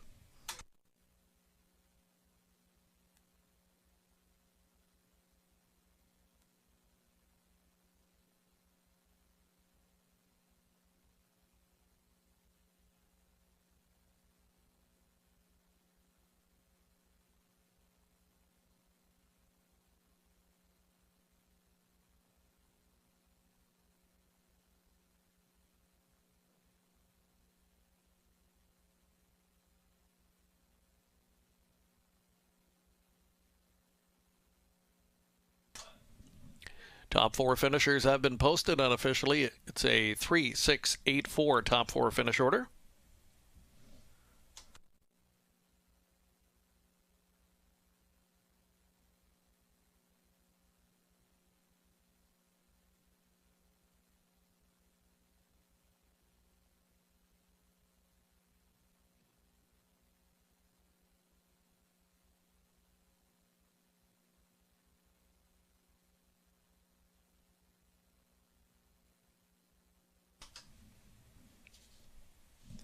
The 7th race winner is back. It's number 3 Harper's hat trick, a 4-year-old bay son of Sports Rider from the Mach 3 mare.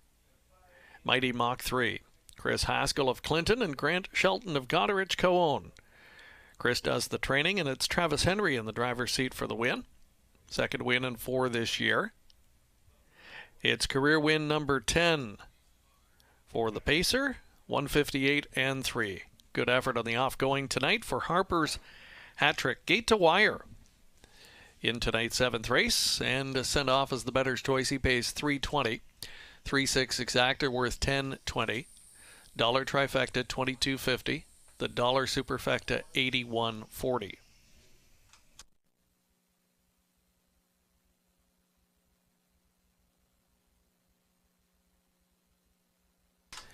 Up next, race 8, start of the late pick 3. Scott Ray with the drive of number 1, Irvine James. Tyler Borth driving number 5, Tarot. Another full field of 8 coming up next.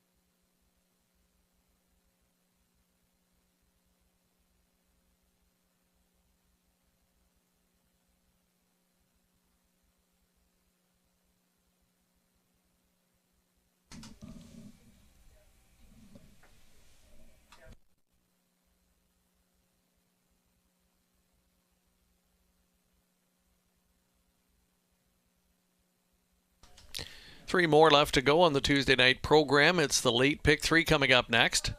A reminder of the driver changes. Scott Ray on the 1 Irvine James, Tyler Borth on the number 5 Tiro. 8 minutes now on the clock.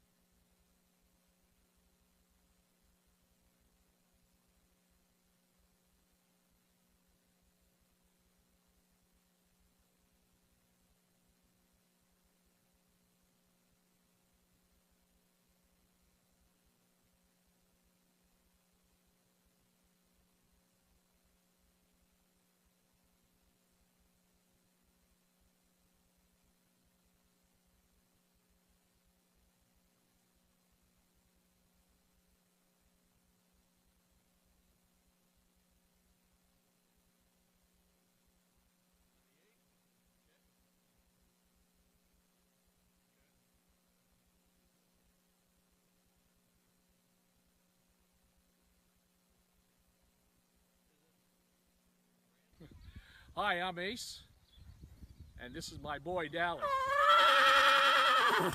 My wife Denise and I own Amber Same Day Delivery out of Niagara. We are a courier business. When you have a big family like this and you are running a business, you have to find ways to economize. Now, I know you horse people are in the same boat, so I'd like to give you a break. Daily service fee is $5,000, but if you have survived COVID and you're still in business, I think you deserve $1,000 off. You can take another $15 off if you just add a picture, video, or comment about your Dally on Facebook. That takes Dally service fee from $5,000 down to $2,500. Let's face it, everybody deserves a break. Thank you for your support. Together we'll survive COVID and come out stronger on the other side. God bless you all.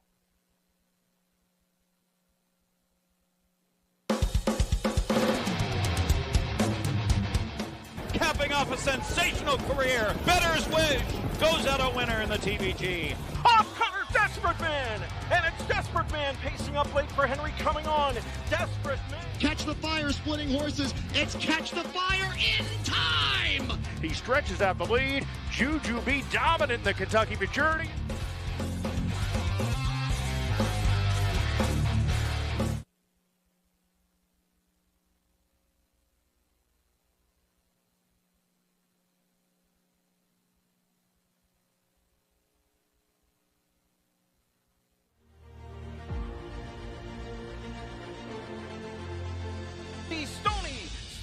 and B. Stoney.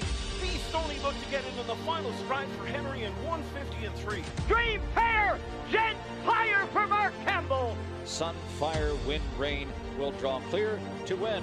And here's My Baby Girl and Jameson on the outside with a rally in the lane to win. My Baby Girl in front.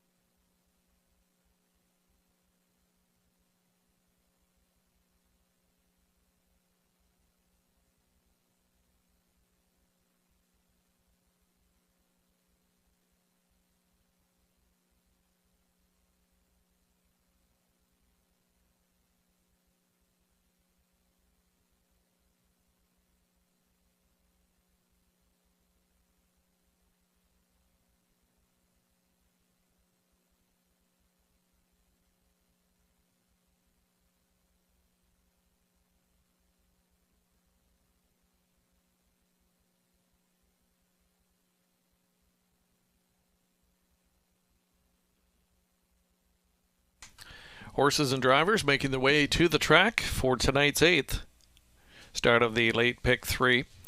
Number 1 is Irvine James. Scott Ray picks up the catch drive for Bill Kirkpatrick. Officer Jones is number 2. Travis Henry driving for Limco Incorporated and Dr. John Tobin. Number 3 is Cranky's boy, Brett McDonald, on board for Rick Edwards.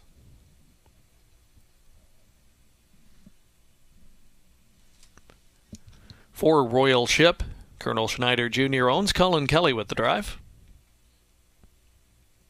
Taro's number 5, Tyler Borth picking up the driving assignment for Dave Fry. Number 6, Colorado Buck, Doug Schweitzer, the owner. Garrett Rooney with the drive. A Positive Hanover, 7, Donnie Rankin Jr. Owns Trains, does the driving. State of Play rounds out the field, owned by Numbered Company of Quebec Incorporated. Francois Dupuis, Ron Kelly, and Serge Leonard. Austin Sorey with the drive. That is your field of 8 for race number 8. Start of the pick 3, trifecta, exacta, superfecta wagering, all offered up in this spot as well. Officer Jones holds his favorite, 6-5. He's drifted up a little bit, opened up as the prohibitive favorite in here. There's A Positive Hanover. I think a contender even with an outside post. In terms of your pick 5 ticket, Rob, you've played it right in terms of single. You haven't wasted a selection in either of the first 2 legs. What kind of coverage do you have here in leg number 3? So we're 4 deep here, Greg. We've got the 2, 3, 4, and 7. So four deep here. Single to start, and now we're hoping to get some better prices, right? Because we've got a couple of big favorites so far. And my top selection in this race is the 7, A Positive Hanover. But I do think that this race is a little bit on the wide open side, because the horses that are taking money right now are kind of off form, right? Officer Jones hasn't really looked his best in his last few, and 3-2 on the board right now is probably too low a number to take on him. Yeah, I would tend to agree with you. Gets a further drop in class, though, at a good post. And the Putty Barn's been putting up solid numbers all season long. They've been racing at various venues from here to Ottawa and doing well everywhere. So I think, there's certainly a lot to like. You couldn't leave him off the ticket, that's for sure. And Travis Henry looking to come right back. He's got a big opportunity. I look for better from Royal Ship tonight, and one thing I expect to see is some early speed. We don't see it that often from him, but from time to time he can get forward position. Do you expect that approach, at least trying to do that tonight to get involved? Well, I think with Colin Kelly, if someone's going to get him off the switch, it's going to be Colin, that's for sure. The last 3, have been a little bit underwhelming. I know he's faced tougher, there's no question about it. But the one thing that kind of rings with me with Royal Ship is that he was real dominant in the condition claiming ranks. He moved up to the claiming handicap ranks and couldn't really, cut it in there, and then took on some tougher company here at the Raceway and kind of had similar results. So, I still, for me, the jury's still out on Royal Ship to see, what level he is. This is definitely an easier spot, but there's still some other horses that are dropping down from some upper, condition classes here at the Raceway. So I think I have him picked for 4th in here, actually. He's 2-1 on the board right now, and one that, I looked at the sequence and said he might take money, and I'll try to beat that one. And if there's a real long bomber for me, it's potentially State of Play. Here's a horse. What a difference a season makes. This guy last year, certainly at points in the season, got very good. And when he took his 52-4 mark at Woodbine Mohawk Park last year, he was in excellent form around that time, and he put a few good races together. And then he's been a little bit up and down since then. I thought a sneaky good 3rd last time out, and from a trailing post, could get that similar type trip tonight. Do you give him any chance at all from that second tier start? So I don't have him on the pick 5 ticket, but I will say that in the post parade, he's the horse that impressed me the most, which, that's saying something for a horse that's, kind of off form right now and not really doing what he's done, in previous years. Maybe that's an indication he might be ready to turn it around. The last effort wasn't a bad one. It was against Easier. Trailing post tonight, he's the kind of trip that he can hide out, maybe grab some cover, and who knows. But I think that 18-1 is definitely a price that you could take a crack at him, because if he finds a shade of his former self, he can go with these. Yeah, and that's exactly what I'm thinking. And I like the term you used, just kind of hide out, just stay buried, and we'll hope that things open up for him. And that's kind of how you have to drive horses like that. When they're in the current form they are. But a good bravening type race last time out, and will probably be a similar approach tonight. There's another one with long shot potential. Colorado Buck, hard hitting type that knows his way around this track and could be heard from as well. They are getting set to line up and taking the late action, a Positive Hanover with the outside post, getting all sorts of late money, 3-5 right now as the starting gate is in motion. It's your last chance to wager. They're moving in and lining up. It's Irvine James with Officer Jones, Cranky's Boy, Royal Ship, Tarot, Colorado Buck, a Positive Hanover, and from the trailing tier, State of Play. They're at the top of the stretch. Here they come. And they're off. A Positive Hanover is going to try and ambush the field from post 7. Down the middle, though, and showing speed is Tarot, and pushing through from the inside as they round that first turn is Cranky's Boy. Cranky's Boy was first to the pylons and will stretch a Positive Hanover out all the way through that first turn, but he will clear to the front. Cranky's Boy is now back to second, and backed off into third was Tarot. Officer Jones came away a mid-pack fourth, up in front of Irvine James. Then it's further back to find Royal Ship. Down on the inside, a big handful, State of Play. Austin Sorey in a wrestling match with him back at 7th, and Colorado Buck is the trailer. Field of 8 in single file alignment after a 29-second opening quarter. They swing off the turn, and it's a Positive Hanover on top of the field. He'll show the way up in front of us for the first time. Tracking in that second spot, Cranky's Boy, out and underway. Picking up third in the second quarter. There goes Officer Jones. That's going to cover up Royal Ship into the top 5. Down on the inside is Tarot, now followed by Irvine James. To the outside, State of Play, second from last, and Colorado Buck still at the back of the field.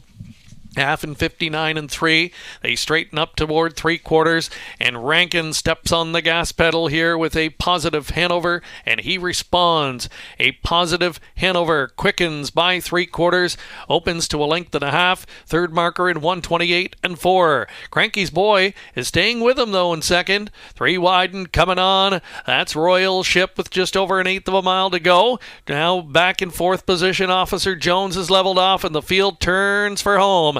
A Positive Hanover's trying to finish it off, continuing to close Royal Ship. Royal Ship right up alongside and by. Cranky's Boy pushing through on the inside late, but it's going to be Royal Ship, an off-the-pace winner. Cranky's Boy in the inside may have gotten second over a Positive Hanover. Officer Jones fourth, 159.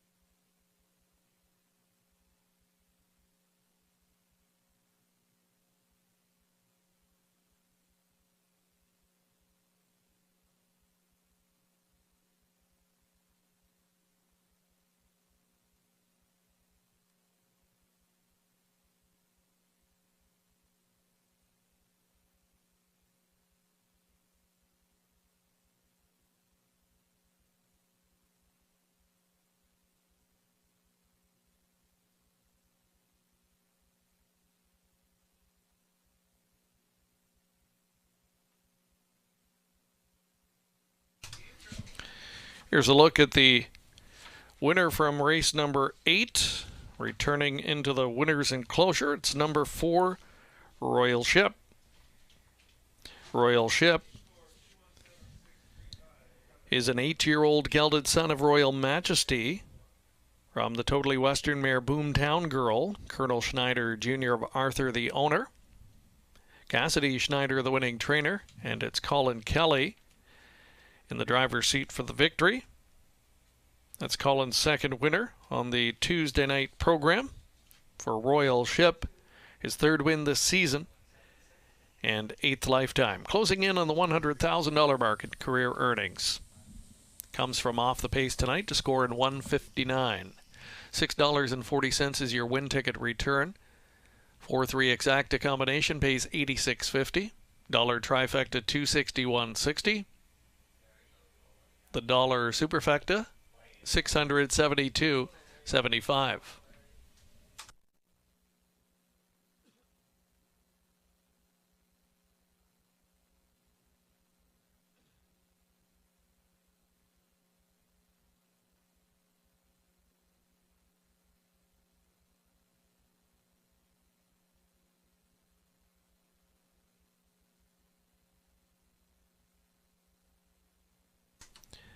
Late double time. Race 9 kicks it off next. A field of 8 to go postward, no changes. There is a single claim entered on the number 8, Run Like Hill. One claim entered on number 8, Run Like Hill, in the upcoming 9th.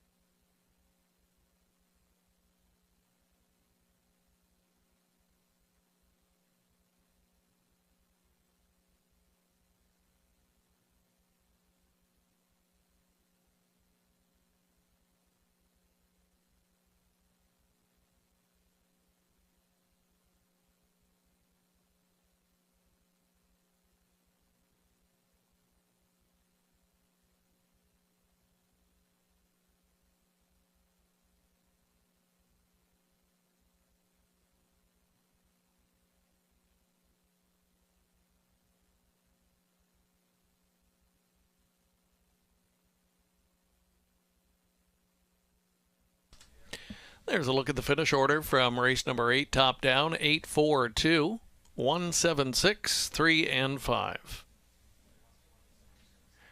Only 2 more left to go on tonight's program. Your late double starting next. We're on the trot, and a reminder, there is a single claim entered on the number 8, Run Like Hill.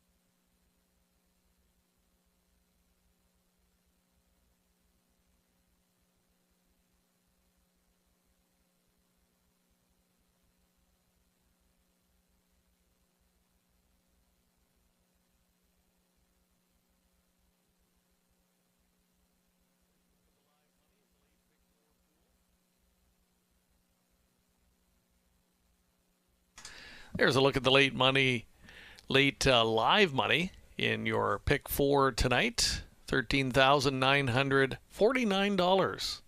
The total pool, $1,722 of live money remain. 2 legs remaining in that wager. Couple of legs left to go as well in the late pick 5. And we'll talk to Rob more about his selections here in the upcoming 9th race, as he's now 3 for 3 in that wager, and we want to wish you the best of luck if you're playing along as well. A look at the top selections here for both myself, Rob, along with Tony Elliott, all going to the claimed horse, number 8, Run Like Hill. Ontario Racing likes the current favorite with his nose on the gate, number 2, Avuncular. Avuncular looking for his first win of the season. Even money right now from post 2. We're going to meet the field. The trotters for race number 9 will be on the track shortly. Just over 1 minute on the clock.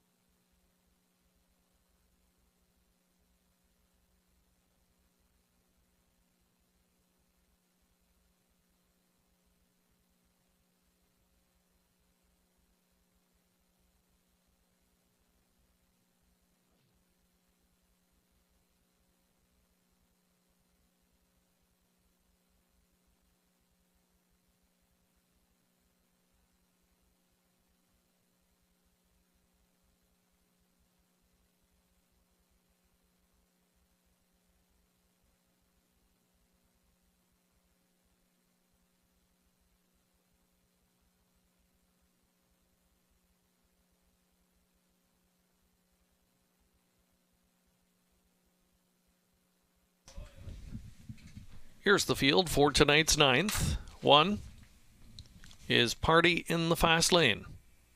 Dina D'Ambrosio and Dennis Morrissey sharing the ownership. The driver's Andy Moore. Avuncular number 2, Triple S Equine, owns Brett McDonald drives.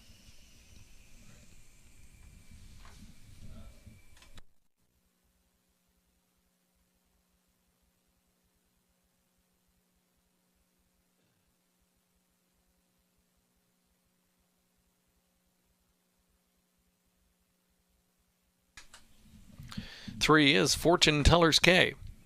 Donnie Rankin Jr., Ralph McKinley, and Mike Leeming all share ownership. Donnie drives. 4, Zorgvig Queen. Scott Ray with the drive for Zorgvig Stables Limited. 5, Thor Seelster. Natalie Elliott owns and trains Ryan DeRoche on the bike. Atlanta Express, number 6, Anthony Hahn, will steer for Gary Brown. 7, Victoria Has a Secret, Britt Kennedy, the owner, the driver, Tyler Borth.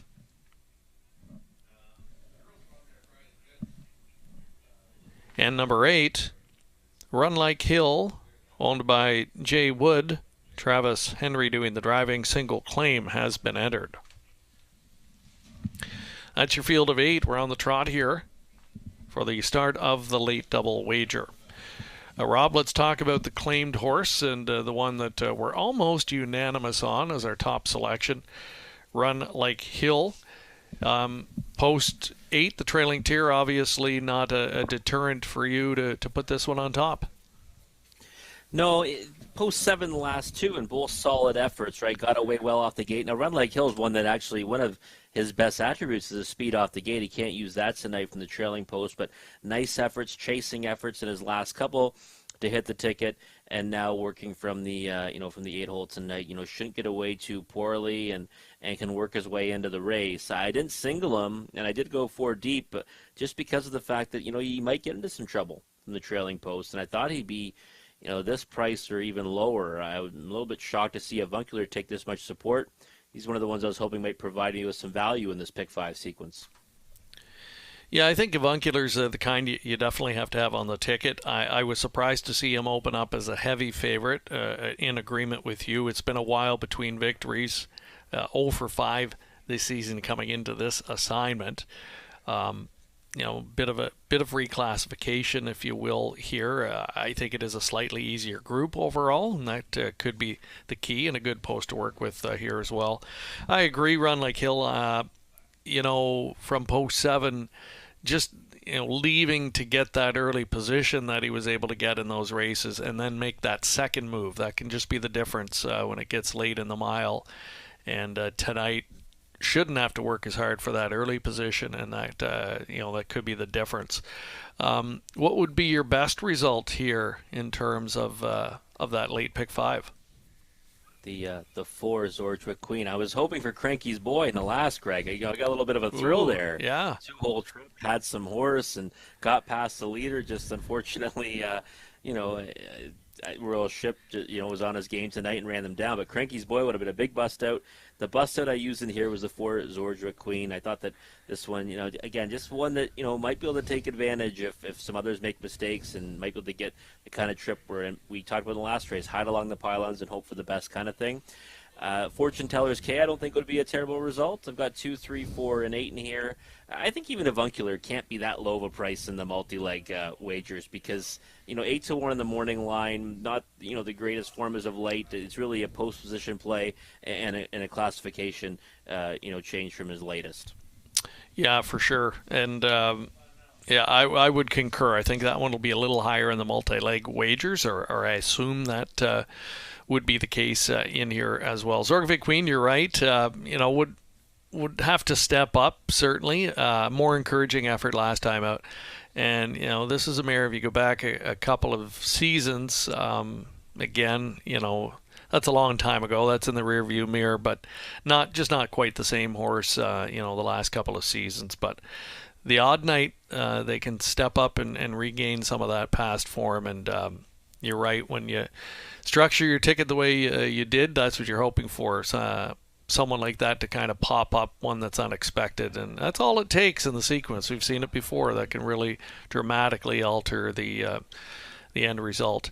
You're at home tonight. Have you been watching any of the driver challenge from Pompano Park tonight?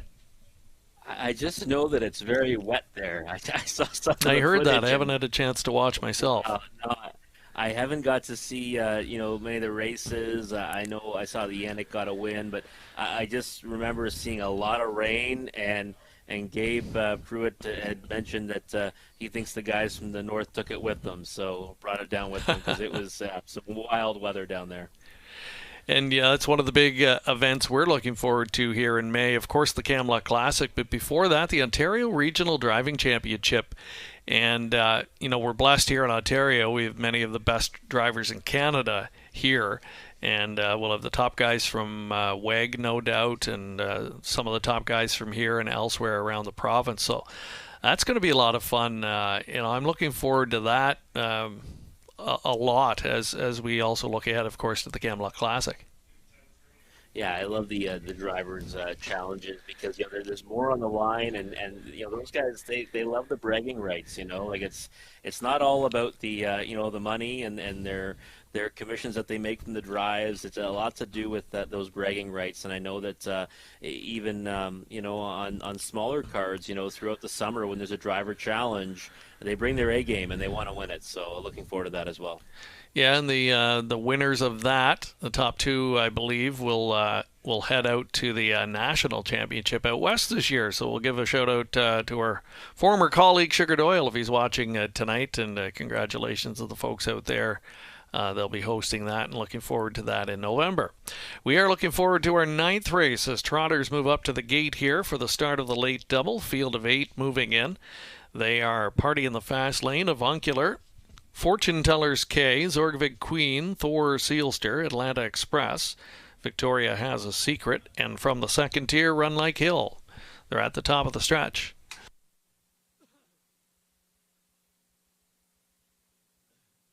Here they come. Off stride just before the start, number 1, Party in the Fast Lane. It's Avuncular with a good beginning and crossing down to the pylons. Off stride while challenging in the first turn as well. Fortune Tellers K, 3 wide around that one. Victoria Has a Secret. Going to try and work up into that 2-hole position in front of Zorgvig Queen, who got away in the top 3. Run Like Hill, the claimed horse, shows up in 4th. 5th one is Atlanta Express, followed there in the backfield by Thor Sealster. Back down trotting, trying to catch the lead group is Fortune Tellers K, and the trailer also resetting was Party in the Fast Lane. The first fraction, 29 3, compliments of Avuncular, who's clear by 2. Traveling in second as they make the turn is Victoria Has a Secret. Zorgvig Queen right there in the top 3, followed closely by Run Like Hill, who now edges off the pylons and will start a first over advance with just over a half mile to go. Trying to catch up to that cover and under some tip-tap urging to do it. Atlanta Express. Then it's Thor Sealster continuing back in 6th. 7th as they trot that lower turn is Fortune Tellers K and Party in the Fast Lane. Halfway home in 102. They spin into the backstretch, second and final time. Run Like Hill is coming to call now against Avuncular and going right on by. Run Like Hill takes over by 3/4 of a length and is trying to clear before they reach that far turn, and it's Run Like Hill taking over. Avuncular had no answers in second. Out there now in 3rd position, Atlanta Express. Coming on in the top 4, Zorgvig Queen. 3/4, 132 and 1. It's a 3-length lead turning into the stretch for Run Like Hill, trying to slam the door shut here. Run Like Hill taking over second spot and continuing to make good gains in the stretch is Atlanta Express, but Run Like Hill's going to get it done. Run Like Hill, Atlanta Express a good second, Avuncular 3rd, Zorgvig Queen rounds out your top 4 in 203 and 4.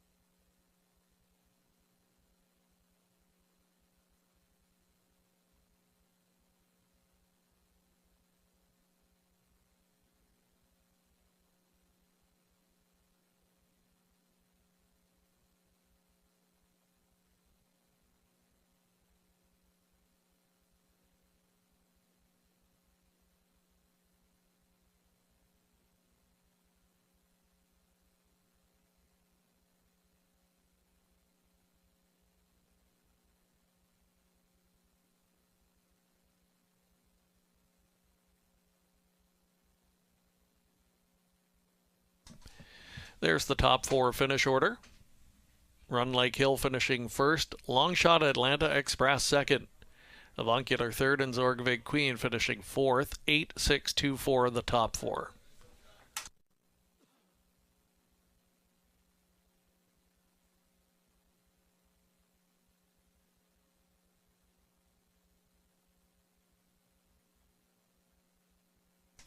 Here's a look at the winner returning. It's number 8, Run Like Hill.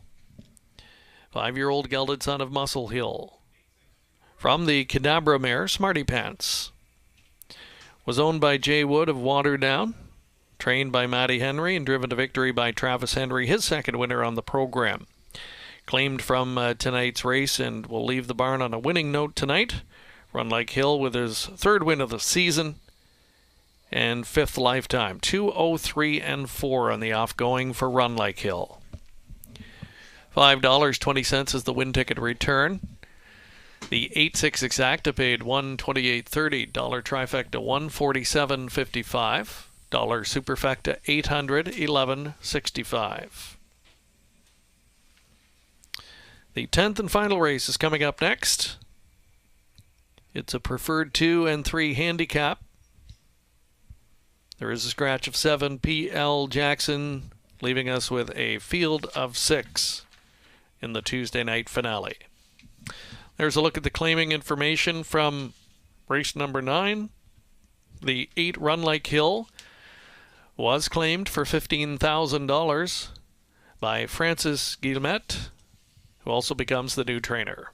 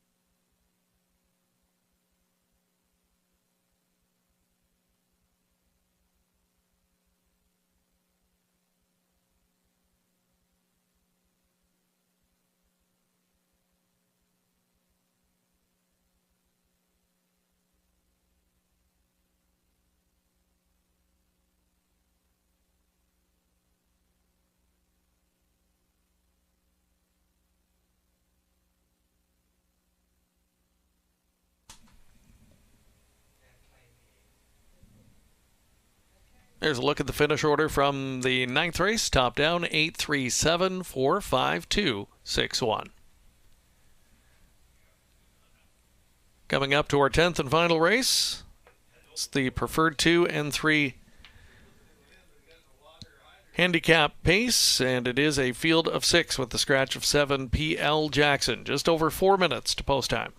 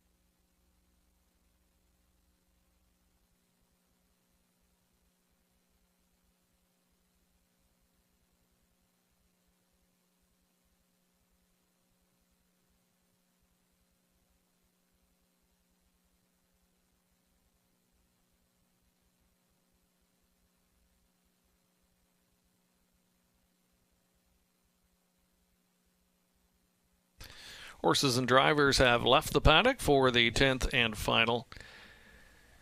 There is a scratch of the 7 PL Jackson. 6 starters to wrap up the Tuesday program. Super High 5 wagering is available.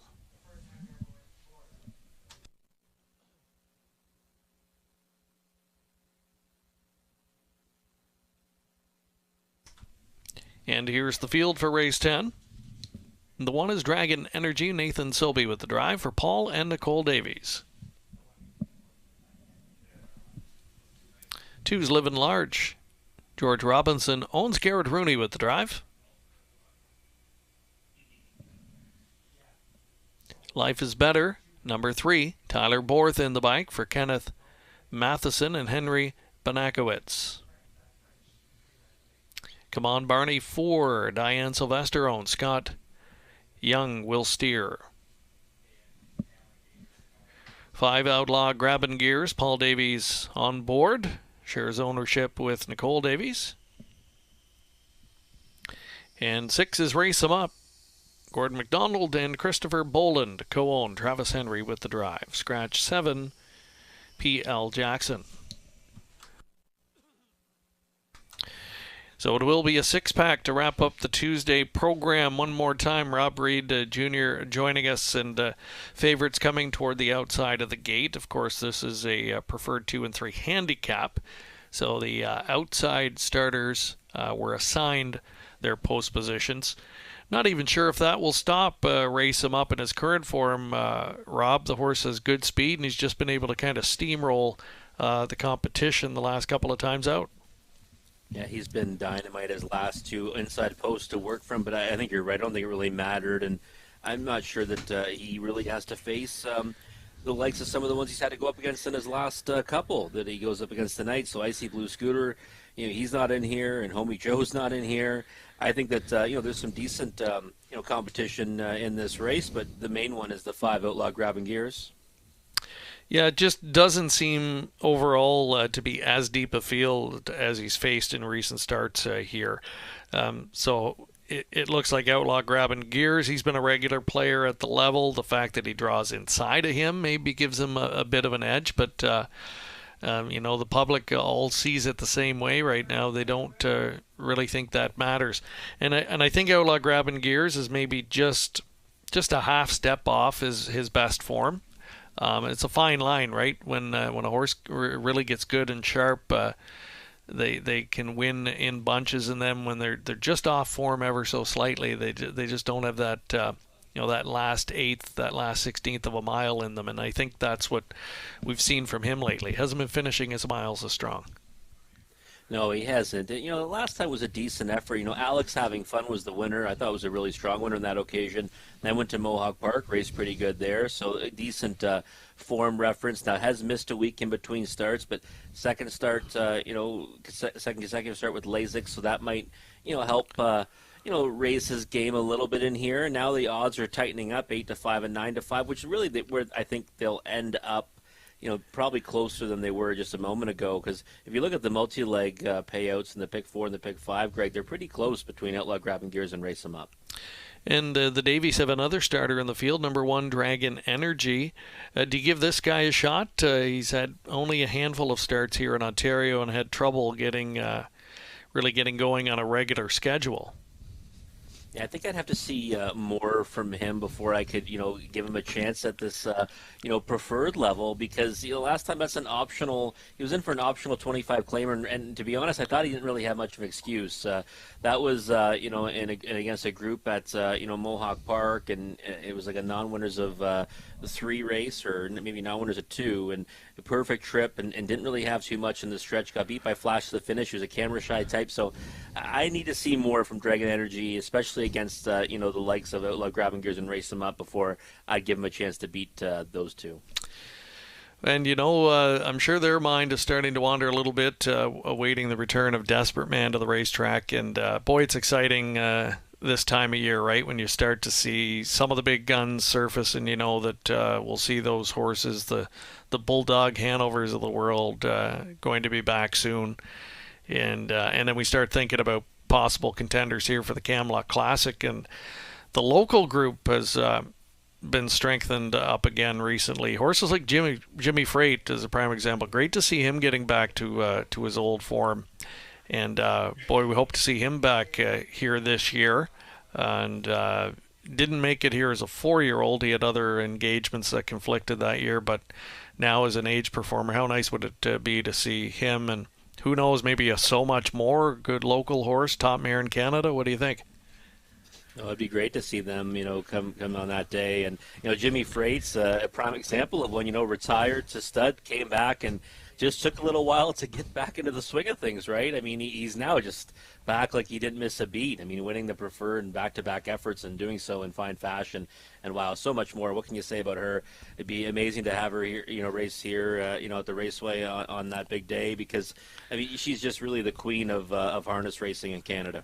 Yeah, and stabled probably a half an hour from here, if that. And the Beatsons have done a great job keeping her, fresh over the last few seasons and keeping her at her best, and she's been a gift for them too. So, yeah, those are the types of storylines we are looking forward to this season, and to be able to do so too with being able to welcome fans and spectators back out in full force this summer as well. It's going to be a lot of fun. Thanks again, Rob. Great job as always. Good luck here in the last leg, by the way. Thank you, sir. I appreciate not paying what we'd hope, but maybe get enough for a Big Mac combo. There you go. That's all we need. We'll see you next week.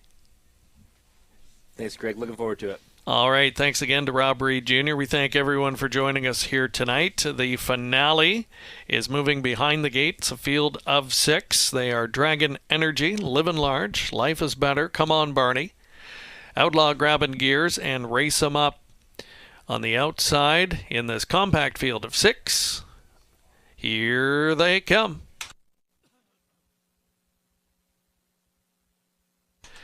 And they're off. Outlaw Grabbin' Gears is trying to fire to the lead. Race 'em Up is going with him, and down on the inside, that's Dragon Energy as they wheel through that first turn. Outlaw Grabbin' Gears was hustled to the lead. Pocketing up quickly in second, Race 'em Up, but he's all over the helmet early on there in second. Racing away third was Dragon Energy. Coming through to be fourth, Livin' Large. Fifth as they reach the quarter pole, Life is Better, who's just up in front of Come On Barney. 6 lengths off of the lead. The opening quarter in a solid 28-3. Outlaw Grabbin' Gears leads this 6-pack over to 3/8. Race 'em Up has the pocket trip tonight.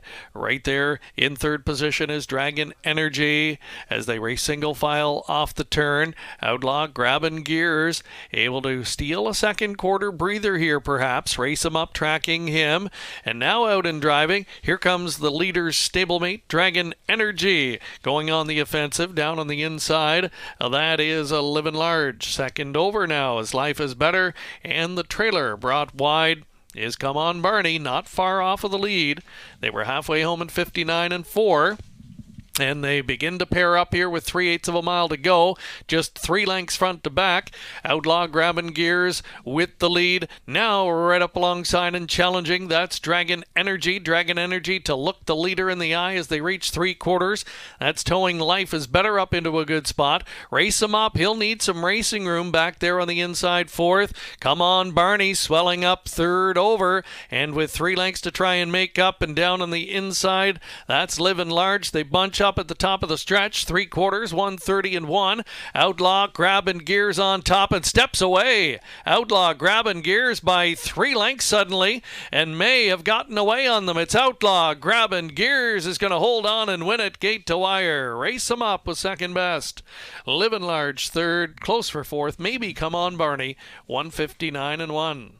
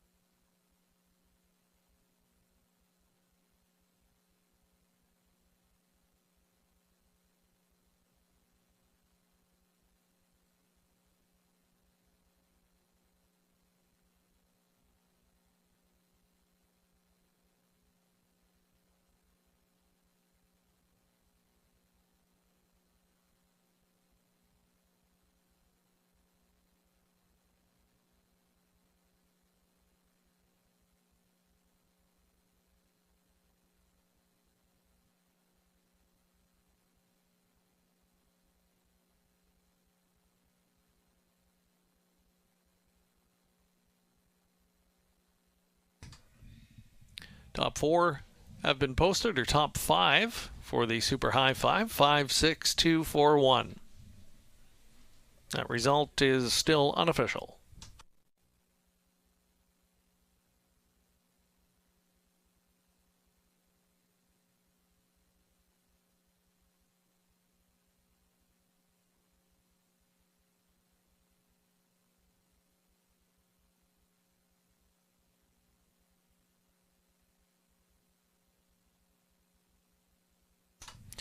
Here's a look at the winner of race 10 returning. It's number 5, Outlaw Grabbin' Gears.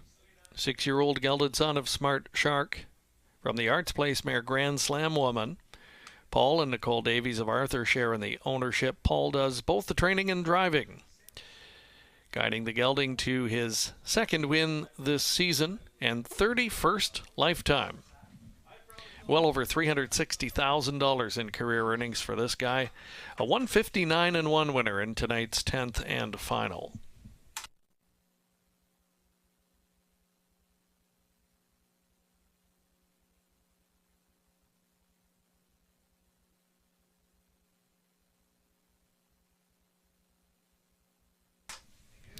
And the results are now official.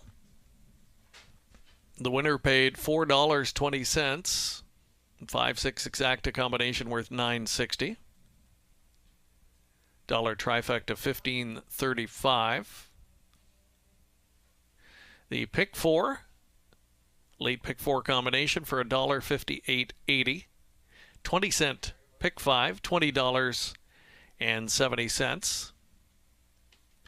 Your late double, 8-5, the winning number, $16.30. 20-cent pick 3, just over $5. And the dollar high 5. High 5 combination worth $191.40 for a $1 ticket. That's a wrap for the Tuesday night program. Thank you so much again for joining us. Don't forget, racing resumes tomorrow night, 6:30, first race post time. Your past performance programs available for download at our website, westernfairdistrict.com. Hope you can join us again tomorrow evening, and until then, so long from the Raceway at Western Fair District.